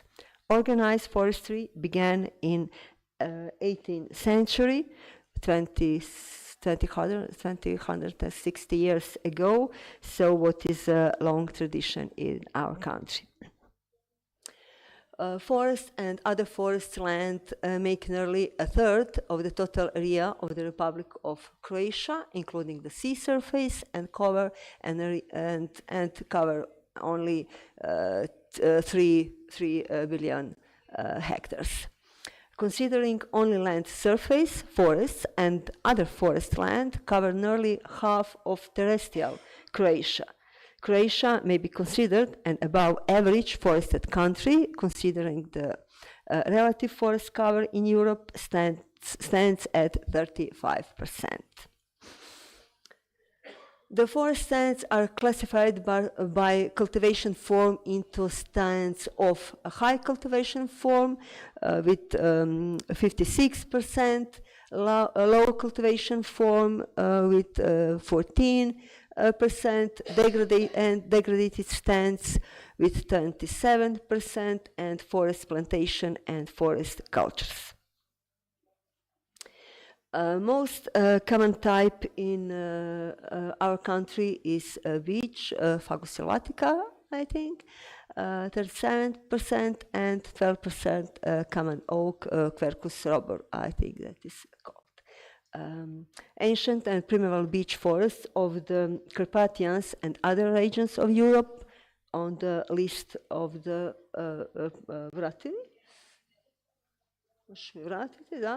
on the list, on the UNESCO World Heritage List. I said it.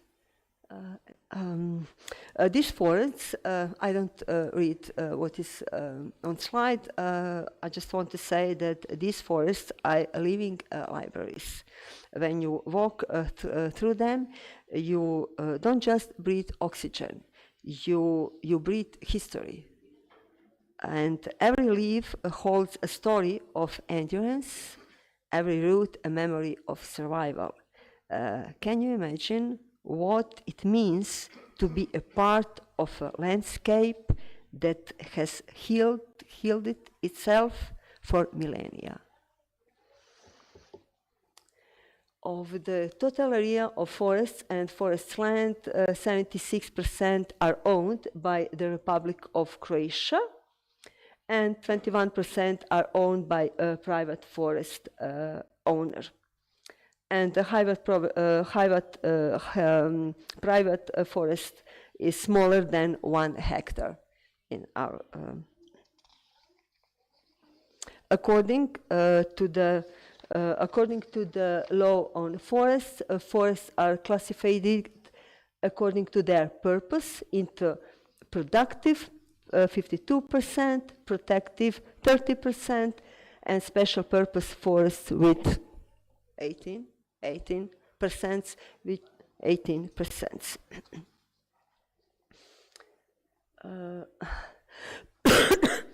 The Republic of Croatia has a great wealth of biological and landscape diversity and a very high level of conservation, particularly within the context of Western and Central Europe. 4,500 plant species and subspecies we have in Croatia. The number of known taxa, including species and subspecies, is almost 40,000. Although the total number of species is considerably higher. And what you see on the picture is, maybe somebody know what is it? It is our endem, Degenia velebitica on Latin, or Velebitska degenia.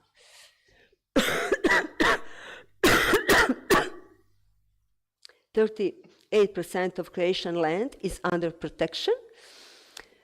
What we have in approximately, please another slide, Sasha.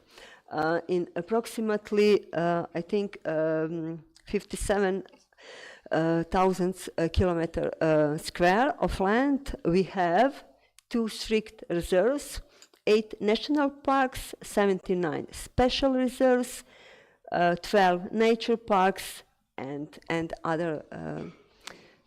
others. And as you can see, 42% from terrestrial protected areas are forests and woodland. This richness is not only ecological, it is emotional. It gives us space to breathe literally and metaphorically. Our biodiversity of plants and animals forms a symphony that sustains both ecosystem and human health. And yet, we all know having nature is not enough. We must learn to live with, not above it. In the Republic of Croatia, there are 36 trees protected as natural monuments, of which 9 are Quercus robur. That is most common type in Croatia. When Forestry Professor Lanier has once said, if you want to taste real cognac, go to the French province of Cognac, but if you want to see a real pedunculated oak, go to Slavonia, very common type. The idea of nature heals is not new in Croatia. It is part of our heritage. In the next slide, Sasha. In Romanian times, we had aqua jase, thermal springs for healing and ceremony. It is okay. The next slide. First forest therapy. First forest therapy mountain in Croatia was Medvednica. In next slide, Sasha, please. In 19th century, Brestovac Sanatorium nestled in the forest of Medvednica, combined medicine and mountain air for tuberculosis patient, you know. Okay, that how Brestovac looks like, and you can see that it's really forest therapy environment. It was the I think the best or the first sanatorium in Europe in those times. Okay, After that, the sanatorium was used as a military hospital in both of the world wars, but 1968 the facility had fallen into disrepair, and eventually it was simply abandoned, leaving the main building and a number of other structures to slowly decay into haunting ruins. And this is how Brestovac looks like now.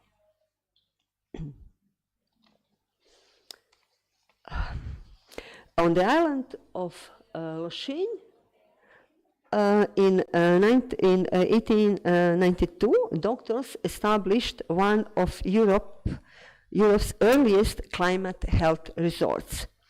They didn't call it forest therapy, they simply call it wisdom. The health benefits of the Lošinj climate have been recognized, I said, by the doctor was Australian medical experts, and 1885 the first patient arrived in Mali Lošinj, and their recovery was very successful. After that, a series of hotels and private sanatoriums were founded where the patients suffering from chronic respiratory diseases were treated. And in the end of 19th century, Mali and Veli Lošinj became health resorts.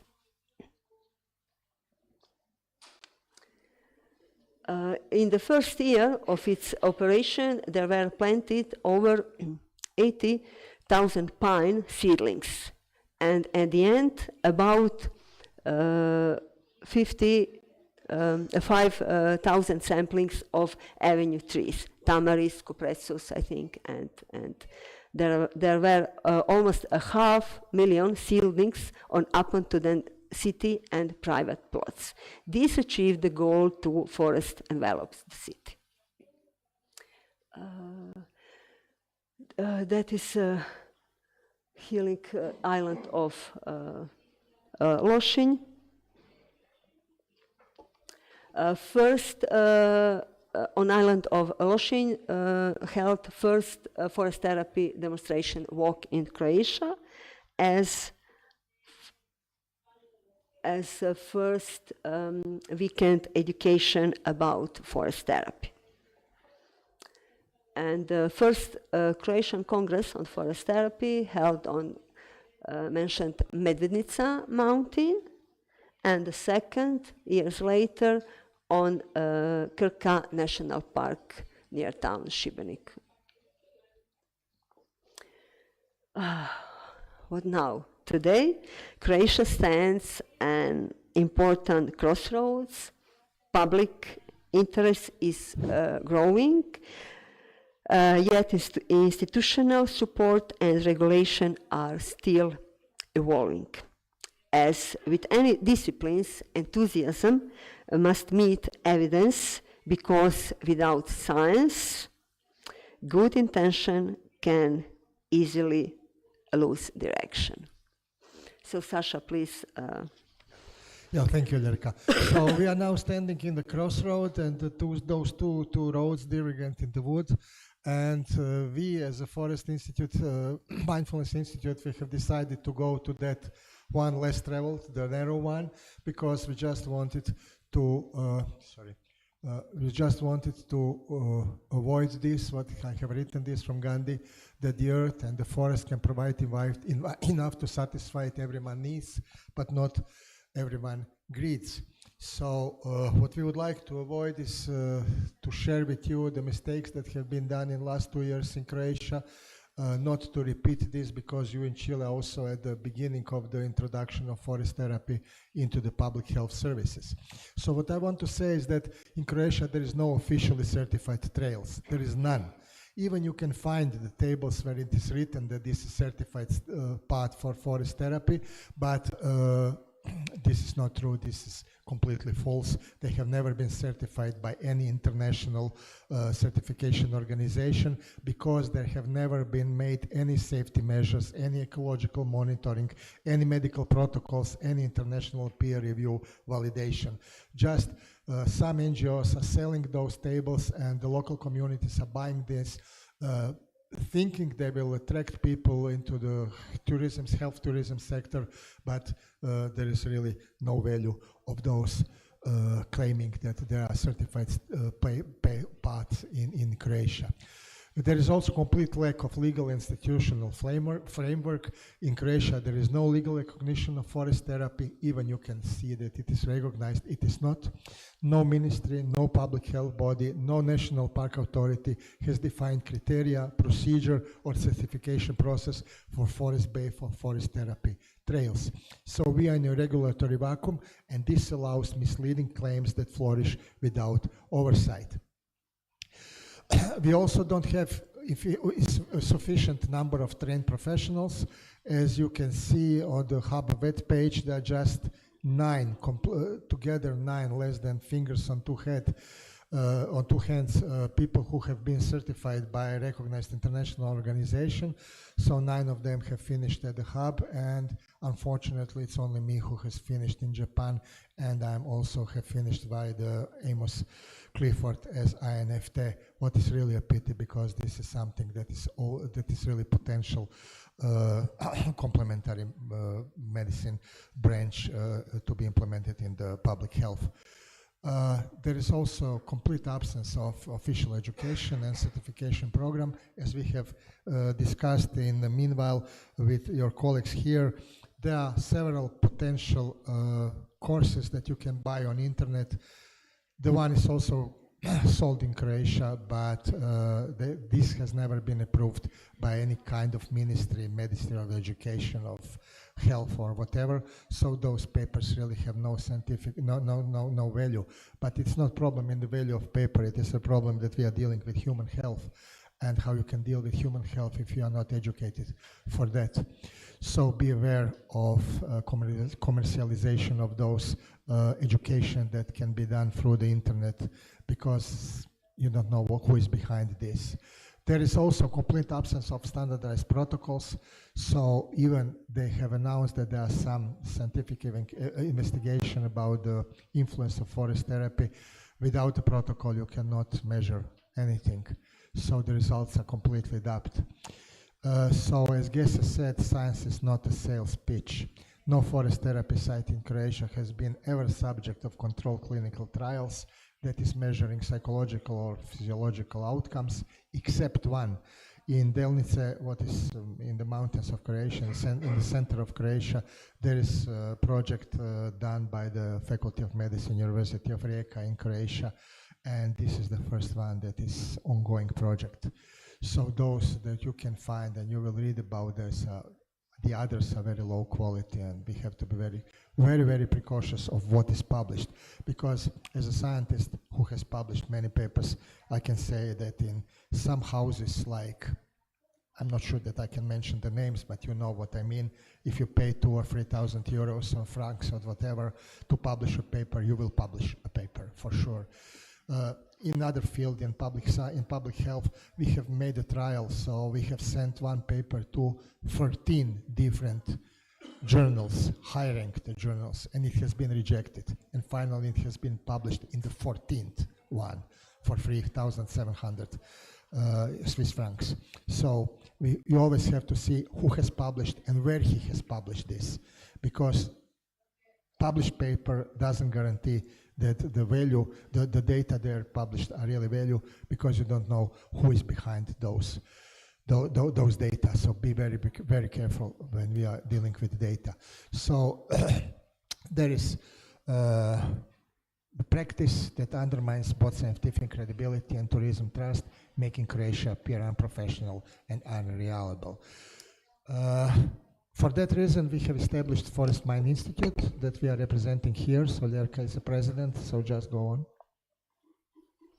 Yes, the Forest Mine Institute was established for reason that you heard as a direct response to the current shortcomings.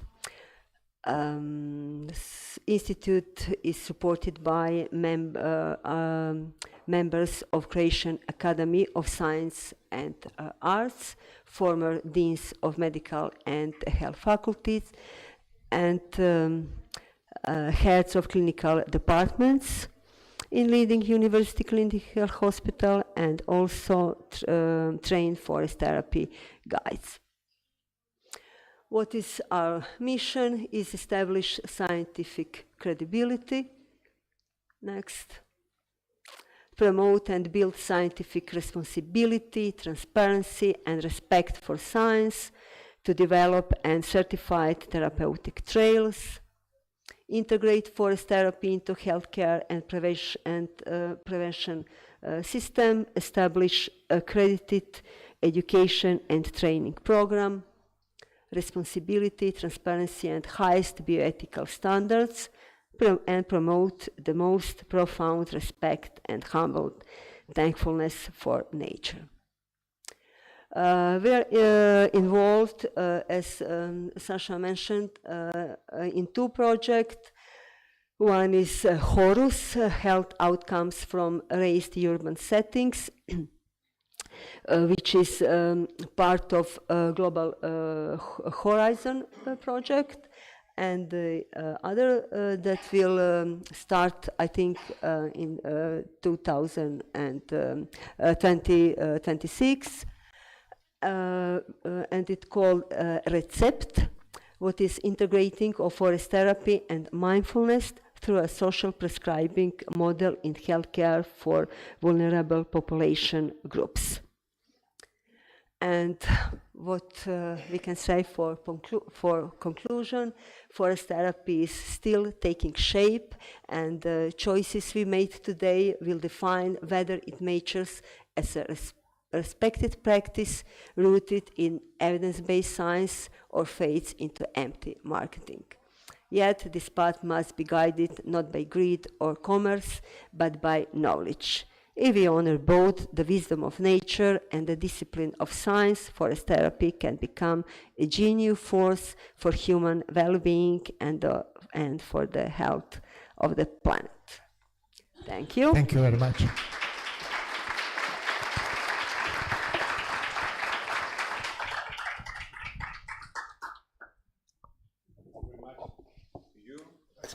Now we are time to... No, we have the second presentation. Oh, sorry, so sorry. We have a second presentation. We have not traveled 28 hours to here just for one presentation. Come on. So another presentation that we are going to do together, but I will start because it's more scientific one, and to manage with time. So the challenges and obstacles in scientific research on forest therapy, but I think we can transfer all this on the challenges and obstacles in any scientific research on any CAM or complementary alternative medicine therapy. So what we have a problem here is a conceptual and definitional challenge. You have heard, and those who are more in this field can find out that we have a real big problem with terminology. We are using terms like Shinrin-yoku, like forest bath, forest therapy, nature-based therapy, ecotherapy, and those terms are used interchangeably, but the different meanings across the region and disciplines. So when we speak about Shinrin-yoku or forest therapy and forest medicine, we are close related, but they are not the same. They represent different levels of practice and in scientific inquiry with the exact nature health continuum. So according to Ching Li, whom you have heard before, Shinrin-yoku means immersing or bathing in the forest atmosphere or taking in the forest through 5 senses, what he has said several times. Forest therapy is a research-based healing practice that involves immersing oneself into forest environment with aim to improve mental and physical health, and the forest medicine is a new interdisciplinary sense that falls under the category alternative medicine. But if you look what is another giant from the United States, Amos Clifford, saying about those definitions, they are completely different. For him, Shinrin-yoku is a gentle meditative practice of connecting with nature. For him, it is a fairly loose term for a collection of activities during which a guide leads a group into the forest and presents activities that engage those 5 major senses. And forest therapy for him is a connection between human beings and more than human world, aiming not only for individual healing, but also for cultural and ecological transformation. What you can see is completely different approach.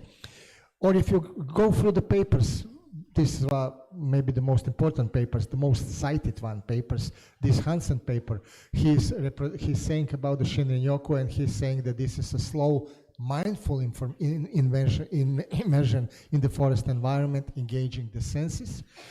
Typically done unguided. You have heard that those two are speaking about guided well-being practice. Or if you look at the forest therapy, you can see in the Gobster said that this is umbrella term for slow, multisensory, immersive engagement in the forest. Or those authors then said that this is more structured or guided application of Shinrin-yoku. So what I wanted to say, I made it, but I will not go through it. Different authors are giving the different definitions. If we still don't have the definition of basic terms, then we are in really trouble, because we don't know what we are speaking about. Are we speaking about forest bathing? Are we speaking about forest therapy? Umbrella or guided clinical forest therapy? Or we are in the field of forest medicine? What absolutely, this is Shinrin-yoku in Japanese language, what is absolutely not, but this is the first impression when you speak about the forest bathing. People said that we are bathing in the forest. So I think that what Ching Li said, that he has translated this, I think much better was immersion, forest immersion, not forest bathing, because forest bathing is giving this association. And not only the association, the tourist sector is selling this as forest bathing, but what they are offering jacuzzi in the wood. And the people are buying this thinking they are going to Shoi Spa, embarrass Shinrin-yoku at Shoi Spa. This is not a Shinrin-yoku, but they are selling Shinrin-yoku, or this. This is also sold as Shinrin-yoku. Or you can buy Shinrin-yoku candles in London. Yes, my friends, in London, buy one. So this is not Shinrin-yoku. This is not onsen. Onsen is a Japanese type of a spa. So you can buy candle onsen, or you can buy Shinrin-yoku. You can buy Shinrin-yoku aroma, so you can bring it with you. You can wash yourself in Shinrin-yoku. This is not Shinrin-yoku. So beside of the terms, we have another big problem. What I really think as a scientist is a big problem, is the religious, historical, and cultural background. I'm very curious, can we conceptually shift forest therapy across religious, historic, and worldwide contexts? Why? Because in Eastern religious and philosophical roots, and the Shinto, Buddhism, and Taoism are in the roots of Shinrin-yoku, especially the Shinto, nature is sacred and animate. In Shinto, forests are dwelling places of kami, spirits, leading to an intrinsic reverse for trees and natural places. Unity and not duality. Buddhism and Taoism emphasize oneness and harmony between humans and nature. We are speaking about Wu Wei. And the moral ecological dimension, healing is both individual and ecological. Caring for a forest is part of a self-care. This is Eastern religious. And when we transfer this to Western Christian biomedical scientific paradigm, then we treat nature as creation or a resource. We have dualism, the Cartesian dualism from the middle century, where the mind and body are completely divided, as the human and nature are completely divided. So therapy is something that is applied to a patient, not experienced within the ecosystem. And what we are facing is secularization and evidence-based medicine. That is the dominant paradigm, where you are measuring biomarkers, cortisol, natural killing cells. But we are often neglecting the spiritual and existential healing dimension, what you have in the Eastern practice. For us, this is creation or resource, but you know this in the forestry. What does it mean? How it's easy to destroy a plant that has grown for 300-400 years. So those difficulties in standardized interventions that experimentally spiritual is really a problem to understand. We have cultural bias, because in measuring health through purely bioacademic markers, you can miss the point. And you have ethical and methodological challenges, how to respect animistic and spiritual understanding within empirical framework. So what we are facing now, and I'm happy because of that we have integrative trend, that the recent scholars, especially Ching Li and Amos Clifford, are showing some kind of convergence. And this is how it should be done. We have to somehow put together Eastern and Western philosophy to go on with this. What else we have? We have complete lack of unified frameworks. In some countries, forest therapy is defined within medical framework. In another, it is completely defined into recreation or tourism or wellness. We have ecological diversity, spatial diversity, so the forest somewhere is very dense coniferous or beech forests, like in Central Europe, where you have Heilwald or Kurwald, or these are urban parks. Even it can be coastal forests in the Mediterranean or Pacific. It can be desert oasis, it can be mountain ecosystem. So we are not doing forest therapy in the same ecosystem. Those parts, this is Akashawa, what Chingli has mentioned as the second one. They are botanical gardens, complete botanical gardens. What has happened? Okay. So when you enter this, you will enter botanical gardens. When you go to the Germany, we have just came back from the top for the north of the Germany. There are just 5 certified healing forests. They are not certifying path, they are certifying forests. All of them are certified either by like healing forest, Heilwald, or spa forest, Kurwald. But when you see this is another giant one from Korea that we are going to meet next weekend in Korea in his symposium, one shop. So this is how it looks like. What they are selling as a forest therapy is gym in the open air. What is open for rehabilitation of the patient, of the orthopedic patients. So, okay, you are practicing a lot of things here, but this is completely different from Amos Clifford idea of forest therapy. And this is how it looks like a healing forest in Germany. It is very educational because you can find those very instructive tables about flora and fauna, but I'm not sure that this is the idea of forest therapy. Very important thing, methodological challenges. I didn't know if you have noticed or if you are not supposed to look at this, but we as a scientist are looking at this, how big the sample is. And those samples that has been presented, with my full respect to Dr. Chin Lee, my full deepest respect, honestly, are very small. They are very, very small. Those studies never have more than 50. Even they are made on 10, 14, 20. Always students, always healthy one, most of them males. If you are familiar with statistics, you cannot do any statistic on 20. Nothing at all. You cannot conclude anything from this. We don't know how big intervention is. I think they are very short. They last 1 hour or 2 hours. Chingli said 3 days, 2 nights. But what they are doing during those 3 days and 2 nights, because they are in the wood for 1 hour, 2 hours, and there is no follow-up. We don't know anything about the long-term of health effects. Do they disappear immediately when you go home, or they can last 30 days, as he said, 1 week? We don't know anything about this. The problem is control group. In the medicine, professor knows this. The control group is the most important. You are controlling with matched pairs, but then you will never find what is matched here, with whom you are matching whom, who is in the forest and who is not in the forest, and where is he, in the urban park? I think this is completely different. Is he at home watching television, or he is walking in a mall, in a shopping center? But they are not matched. So we have a problem with control groups. We have the problem with blinding and expectancy bias, because people who are in the forest already know that they are in the forest. So you have a bias there, because they know they are in a natural environment, and there is huge placebo there, because they're already there. So they don't have to go to the forest protocol, forest therapy protocol. Being there in the forest will bring the placebo good effects. Come on. This doesn't mean that I'm too long, okay, I'll short. So we have a problem with measurement challenges. In those papers, you have problem with physiological measurements, because we don't know when you see about the data about heart rate variability, you don't know, is it short term, is it 24 hours? Blood pressure and cortisol are showing really very high intra-individual variability. that is introduced by daily rhythms, by diet, by stress, and we are measuring this as the main factors that are showing us the result of forest therapy. We have very inconsistent assessment of air quality. We don't know a lot or even nothing about the particulate matters, about volatile organic compounds, about the negative ions, microclimate in the woods. We don't know. We are not measuring this in those papers that are published.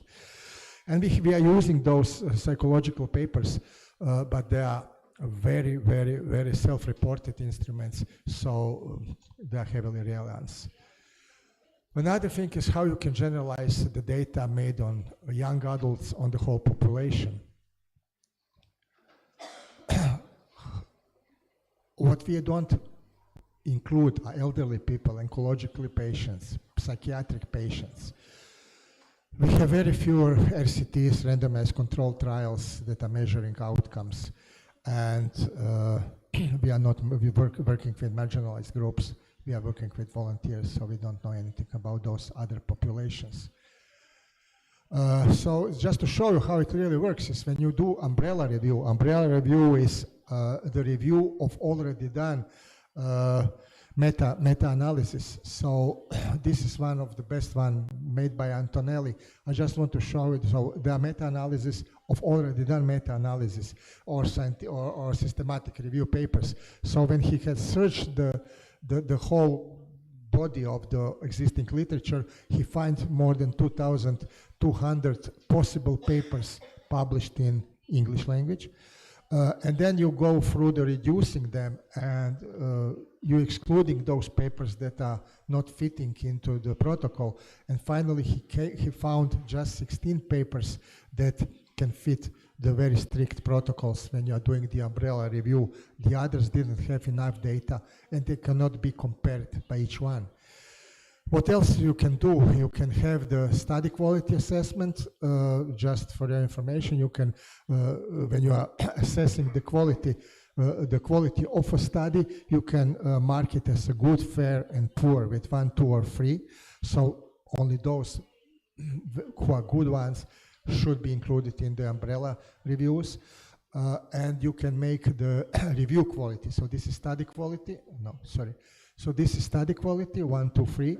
Good, fair, poor, and this is review quality. Review quality can be high quality, A, moderate, C, and very low quality. So when you apply those two tools on those 16 papers that left after 2,200 papers, you can see that you have A, review quality just for the outcomes of short-term cortisol. We don't know anything about the long-term cortisol. On the stress-reducing effect, you have it for anxiety, and you have it here on the for the depression, and something for lowering blood pressure. But when you look at the trial quality, you are looking for 3+. You will not find the 3+ on any of those papers. So even they are included in the umbrella, they are still of doubtful quality when you really want to do the real umbrella. So from that we came to 16. From 16 we are coming to 3, just 3 papers that can be recommended forest therapy for relaxation, for anxiety reduction, and for mood improvement. The rest has to be proved in other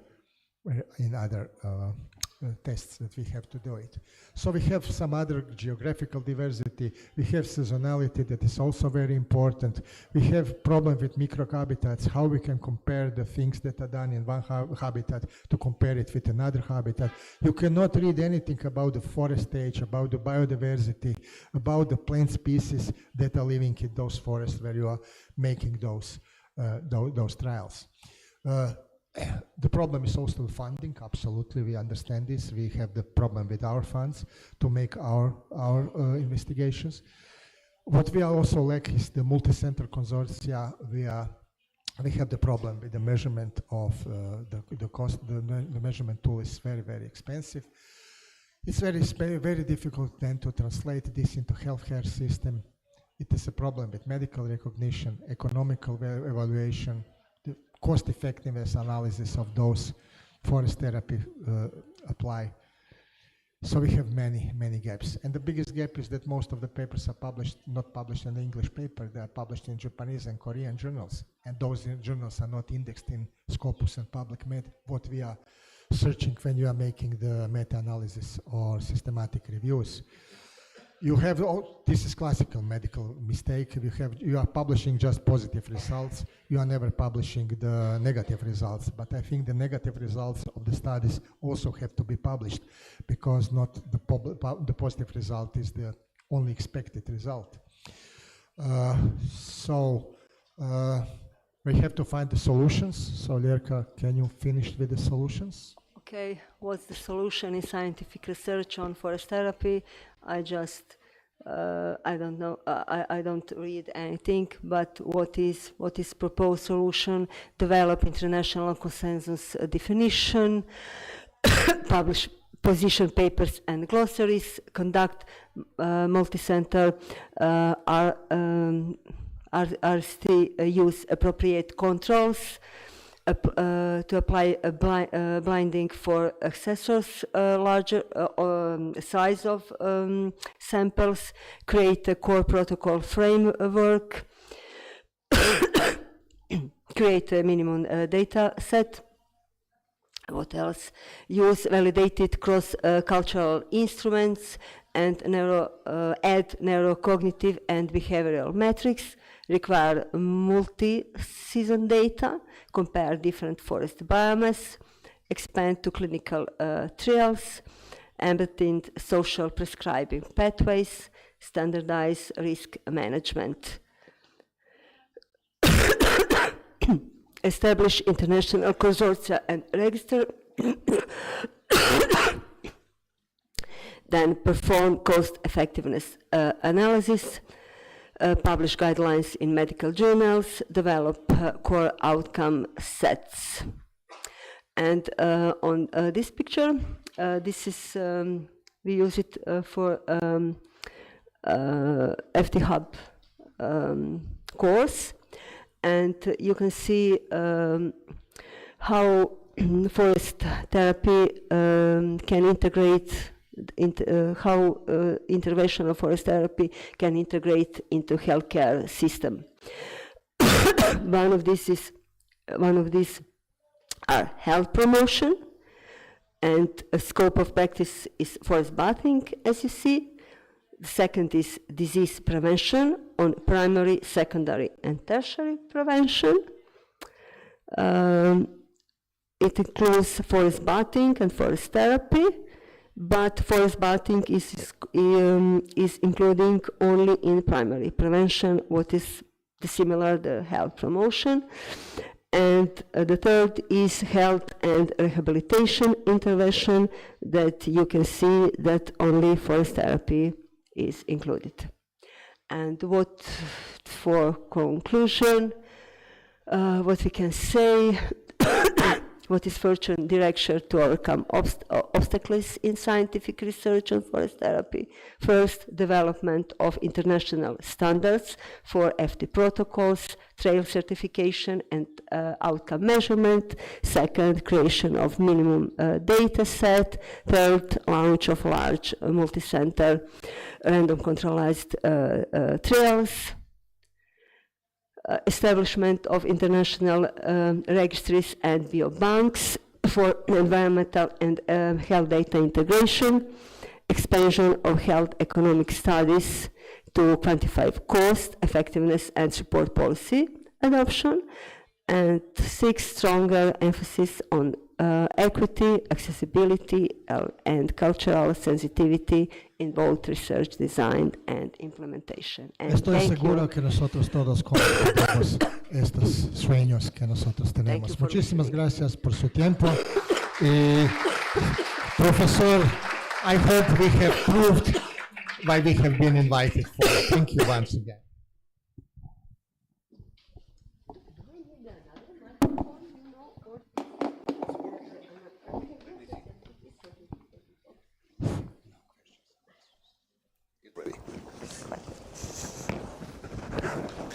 Bien, ahora vamos a tener un espacio para poder conversar. Thank you.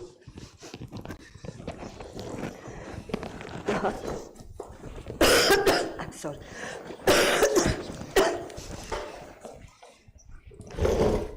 Yo creo que póngalo más cerca de ella porque no voy a tomar yo. Czekaj, Josh, słońca.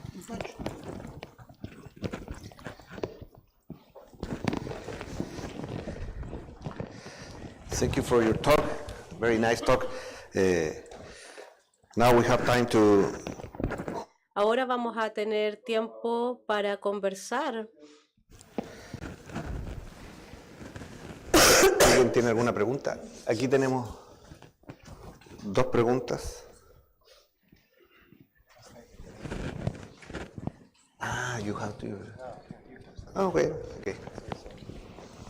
Aló, Sacha. Felicitaciones por el castellano. Hablo bien, lo felicito, gracias. The first question, it's about the critical analysis of forest therapy research. You are a scientific academic team with scientific training. Have you carried out research in this sense? Because we work with the hospitals.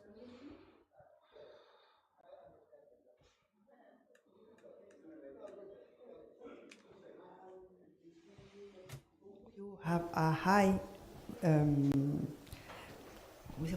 Research evidence. Yeah. education in as professionals in the health system, and both have academical high performance.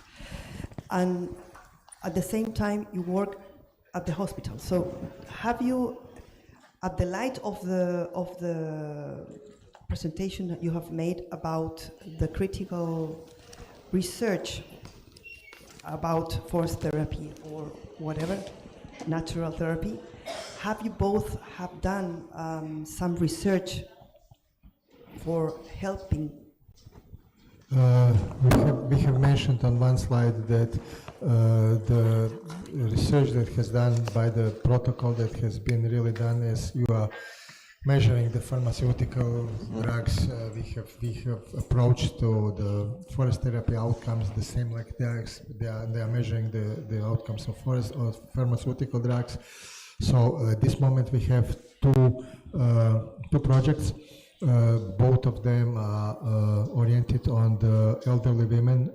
I said elderly, but they are at the best ages, 65 plus, with the hypertension. So we made the protocol that we are bringing them for 8 weeks continuously to the woods, and we are measuring all the parameters before and after. So it lasts for 8 weeks. So it has finished, and we have the results. They have been presented in Germany, and they will be published very soon. And they have confirmed some of the hypotheses. So we got the lower of cortisol, not a lot, but we got it, and we got the lower of the diastolic blood pressure, but not the systolic ones. And we still have a big disclaimer why this trial had the problems with biases. Another one that we are doing now is certification of the first trail in mountains of Croatia. So it is also done by the protocol that was done by the academicians. In our group, we have the member of the Academy of Science, what is the highest body in Croatia, with only 200 most noble researchers from all fields. From medicine, there are, I think, 30 of them. So they made the protocol, and upon that protocol, we are trying to follow up the results. We will publish them, even if they will not be the positive results what we have expected in the hypothesis. So yes, this is how we are trying to do it. A big sample, our sample is more than 100 ladies, what is still not enough, but the problem is also with the money, because if you want to make 6 stress hormones, that is about 1,000 euros for one patient, so 100 of them is 100,000 euros, and there is no fund that will finance this kind of investigation in part of the alternative medicine. But yes, we are trying to do it the best.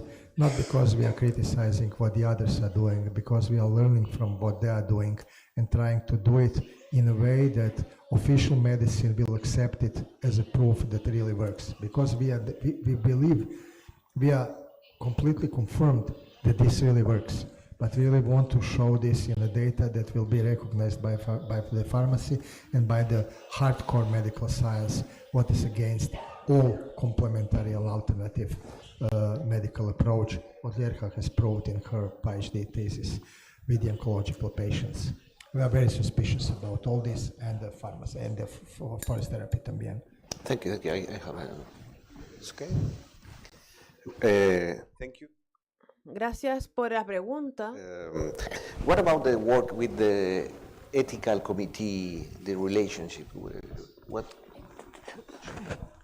The project was Yeah, approved. Yes, for- the project was approved by ethical committee in the University of UdeC, Yeah. Faculty of Medicine. It's hard That to is- pass, or No. The project is. okay. It's hard. Yes. Yes, if the projects are done by the book, and the book is written by the official Western medicine, I'm speaking about the official Western medicine, what I'm working at, then it can pass. The problem is how, it's not a problem with the protocol, it's the problem in the mindset of the people who are sitting in those boards. And will they allow you even to apply for the fund? And it's not a problem to pass the board, it is problem to get the funds for this. We have some kind of academic university trials that are financed by our university, and the head of this commission was very honored professor of pharmacy, and he was my professor when I was at the medical studies almost 40 years ago. And I can say that I cannot say that I'm a friend with somebody who is so respectable and older than me, but we respect each other. And the first thing when he went through the paper, he said, I will never approve this. This is bullshit. We cannot finance this. Even it was made by the protocol, like you are testing the aspirin or whatever. So I think it's much bigger problem is in the mindset of those who are approving this than in the following the protocol. Because with the protocol, you know what you have to do. The best is to protect the security of the patient. Here you cannot harm, obviously. You cannot make any harm. And to protect the data, what is also very important. On the Faculty of Medicine in Rijeka, University of Rijeka recognized that project as very well. We have been refused on other places. Good. Professor?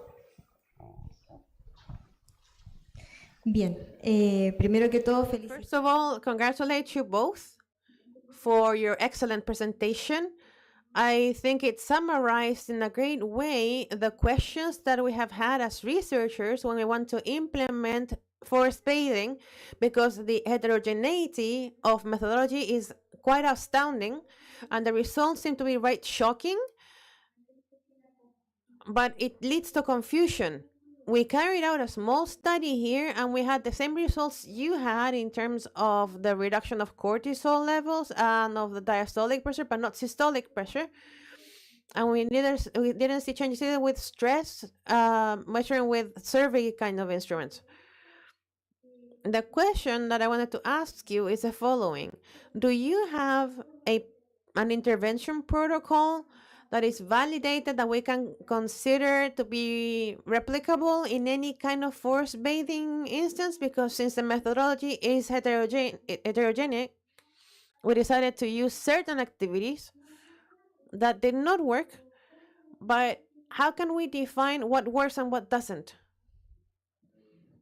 I understand the question, yes. Standard protocol for There is no standardized protocol, we know all this, we need it. We have said this is our goal, to publish somewhere the standardized protocol that will be accepted by most of those research teams and followed by those teams.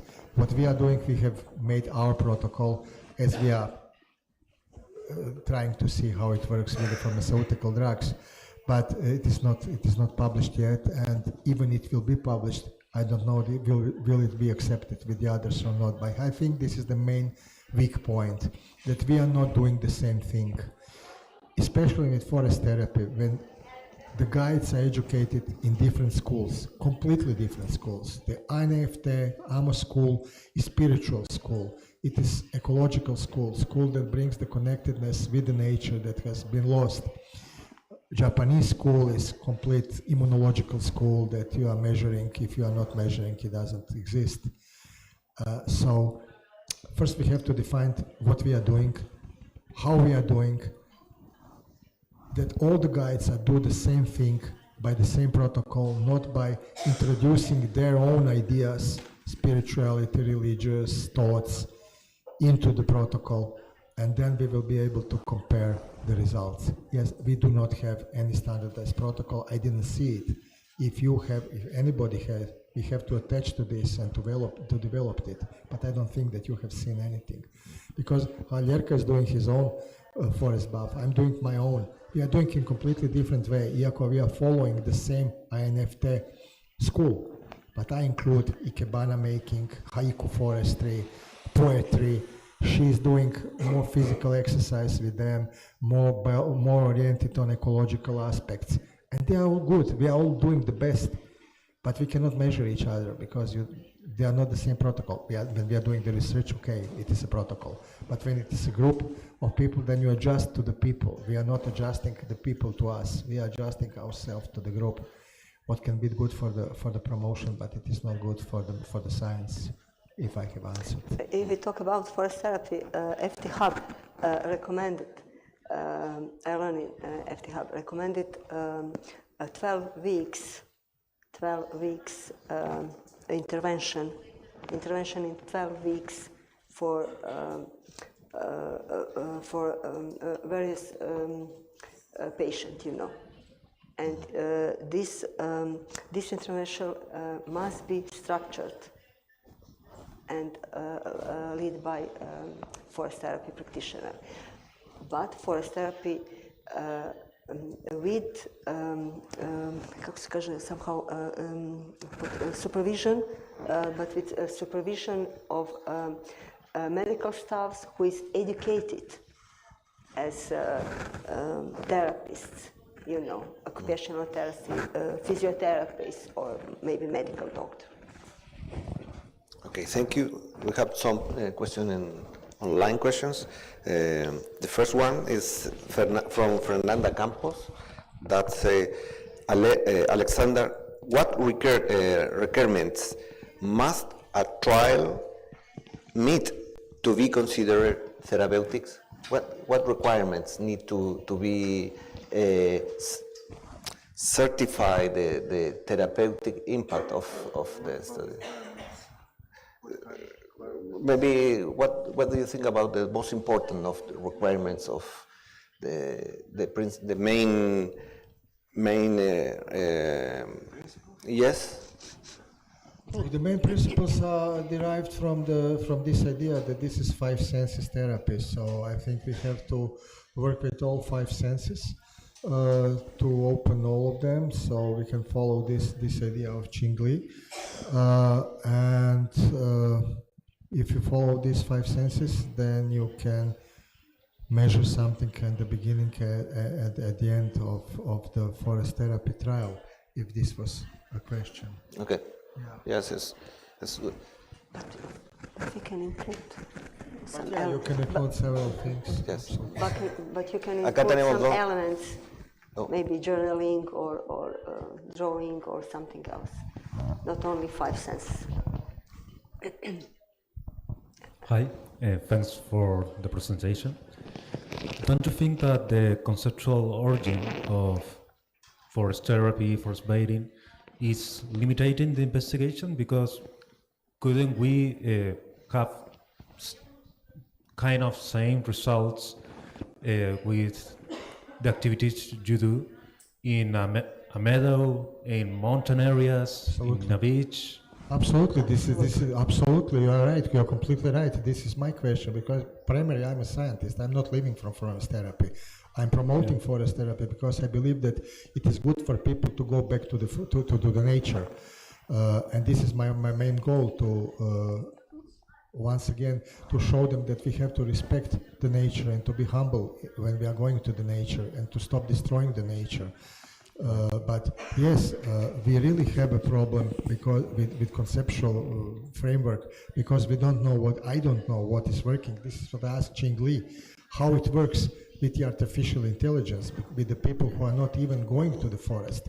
They just put the glasses and they are watching the images of the forest, and they have the same results with the cortisol level. Or how it works at the seaside, because Forest Therapy Hub is going to organize the education for the seaside forest therapy. Seaside forest therapy, there is no forest there. It's a seaside, it's a meadow, it's a mountain. Right. So we have to go back and think what is the theory behind everything. It's not my theory. There are three major theories that are already existing. One of them is biophilia, made by Wilson, previously mentioned by Freud, that we are somehow connected with the environment through our origin, through our development that has lasted for 6-7 millions of years as humans, of some relatives with humans. And we have been living in the wild, in the wilderness for all this history except last 10,000 years when the civilization has come. So going back to the wilderness is going back to home where we have belonged biologically, and we have not still adopted sociologically to the changes that have been done in small part of thousands of years, and the most important, the last 200 or 300 of years. Another one is Kaplan theory, another one is Ulrich theory. These are theories of stress reduction and restoration of the attention. And for those theories, you don't need a forest. You need the image that you will think about, the idea that you will think about, look at it, and then you will have the same results. So if those theories are behind the forest therapy, then you can really have the forest therapy without the forest, because nobody is mentioning, nobody can show us. We are speaking about volatile organic compounds. We are speaking about terpenes, alpha-pinene, beta-pinene, limonene, and all this, but you don't know what is the doses. You are not measuring this because it's very expensive. And even if you can measure it, today is the different from tomorrow because of the wind, because of the season. So Ching Li said, put the aroma. Aroma of what? Of, I don't know what, menta aroma, or the aroma of the wood, which wood, how we can compare this. So I'm very curious. There are papers that are measuring the VOC, but it's very hard to connect the dose of VOC in the air with the outcomes. I have not seen a paper. So first we have to see what we are dealing with. I'm more close to these ecological theories, that we are dealing with something mentally that is in our mental mind is making those dopamines and all this. And for those you don't need the forest, you can do it wherever you want. I believe that you can make forest therapy wherever, because it's a question of relaxation and restoration of attention, escaping from this world that we are living, from iPhones, from telephones, from worries, not just to going back to real wild nature. But this is my opinion. I'm not sure that I can share this with you as the official opinion. It's just my personal opinion. Yes, so what about people with disability, you know, who stay at bed 20 hours a day? Could we provide them forest therapy? Yes, of course. Maybe in their own garden or room. Right. What all of us, each of us, what is our main goal? To be happier, to not feel loneliness or greed or something else. It's in our nature to be happy. Mm-hmm. Thanks. We have time to a few questions more.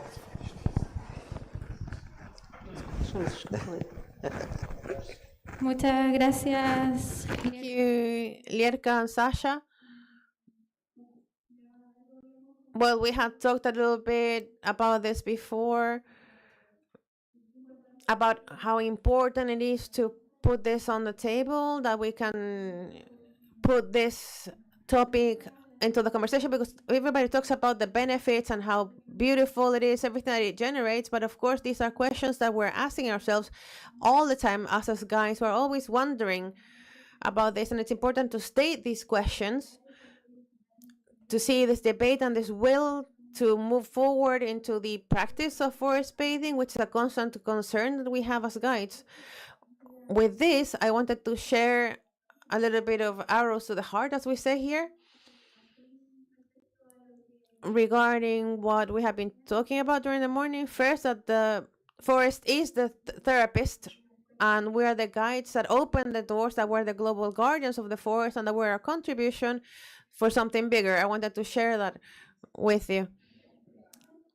And that was before my question, but my main question also goes to how we can really move forward towards that professionalization of the practice, and how, Lierka, as you were saying, the thing about people with disabilities, what has your experience been working with people with disabilities? If you have been able to perform forest therapy, I was wondering how to do that when there's one of the five senses missing. How can we adapt that experience? Yeah, Lerka has said many things. Yeah, if you speak really slowly, I can understand, but that was like a machine gun. La primera parte es cómo podemos llegar of this type of research, right, related with the forest. Step by step. Step by step. Knock at the door.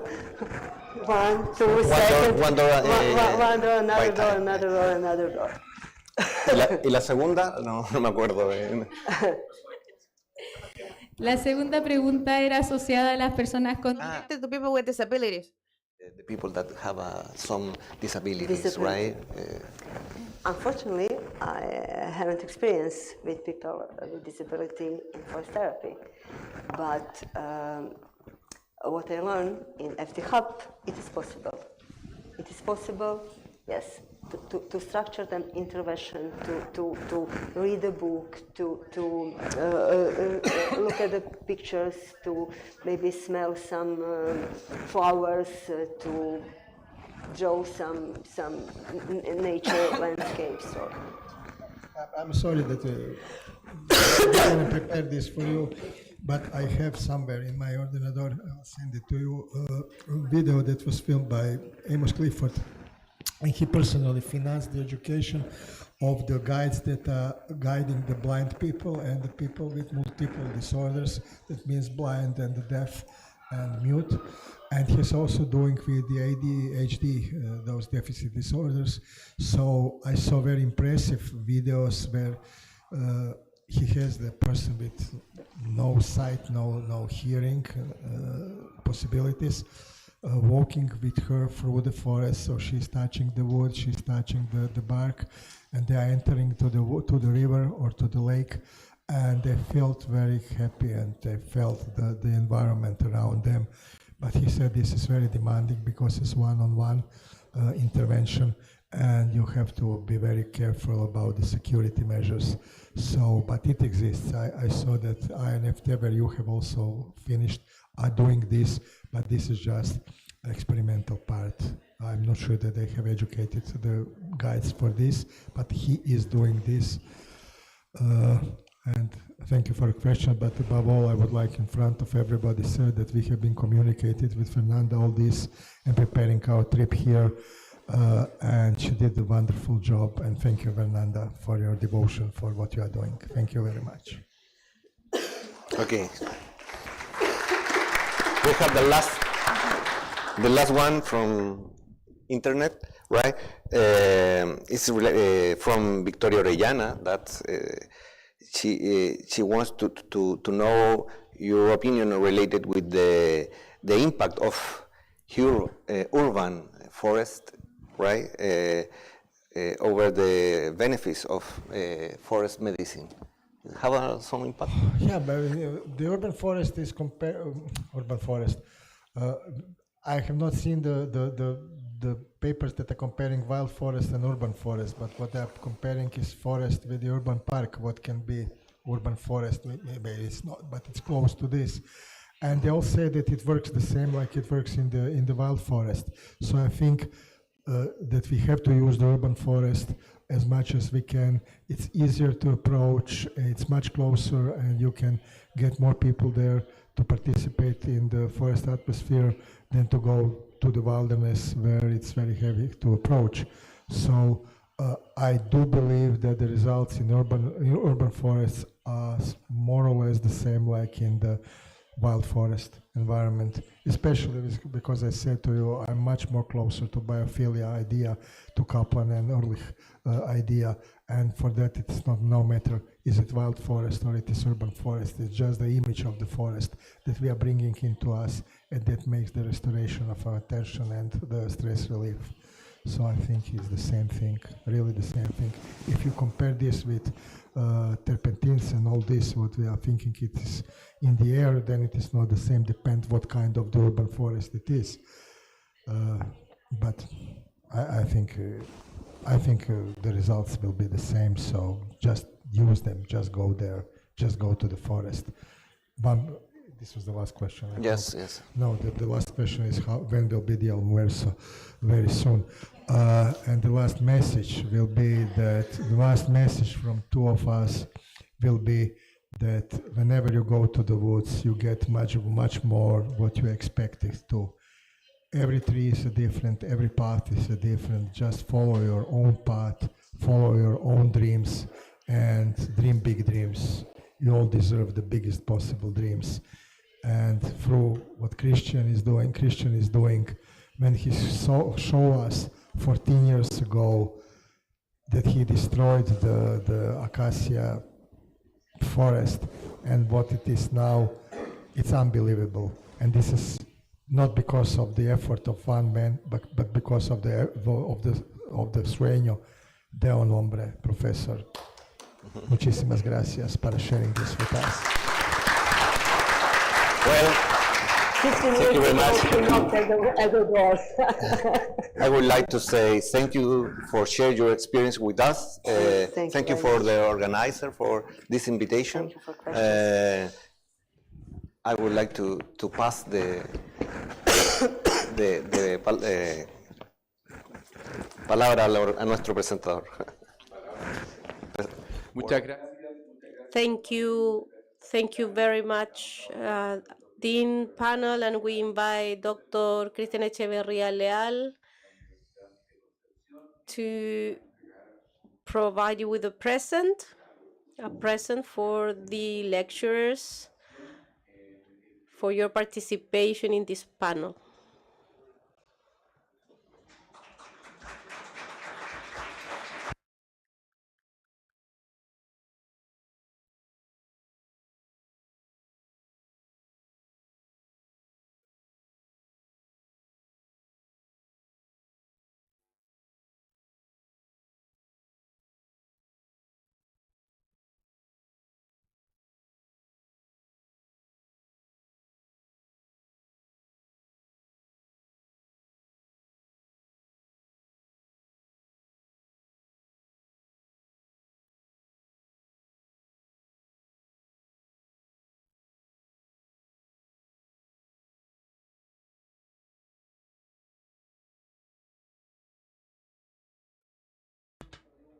Esto es para ti. No sé si... In Croatia, 100 years ago, the first mechanical pencil has been invented by a man called Penkala, who was not a Croat, he was from Czechoslovakia.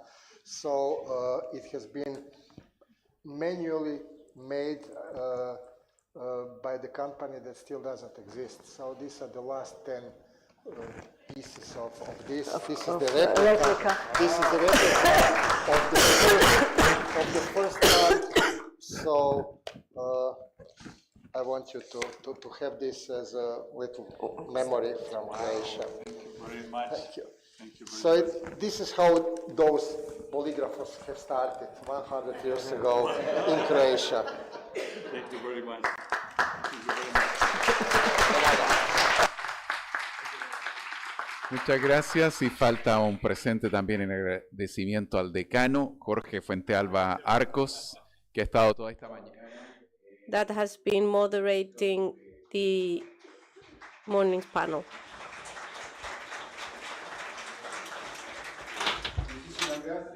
Thank you very much, and we close this session. We'll come up again in the afternoon for the last session of this international forum. There's one thing missing.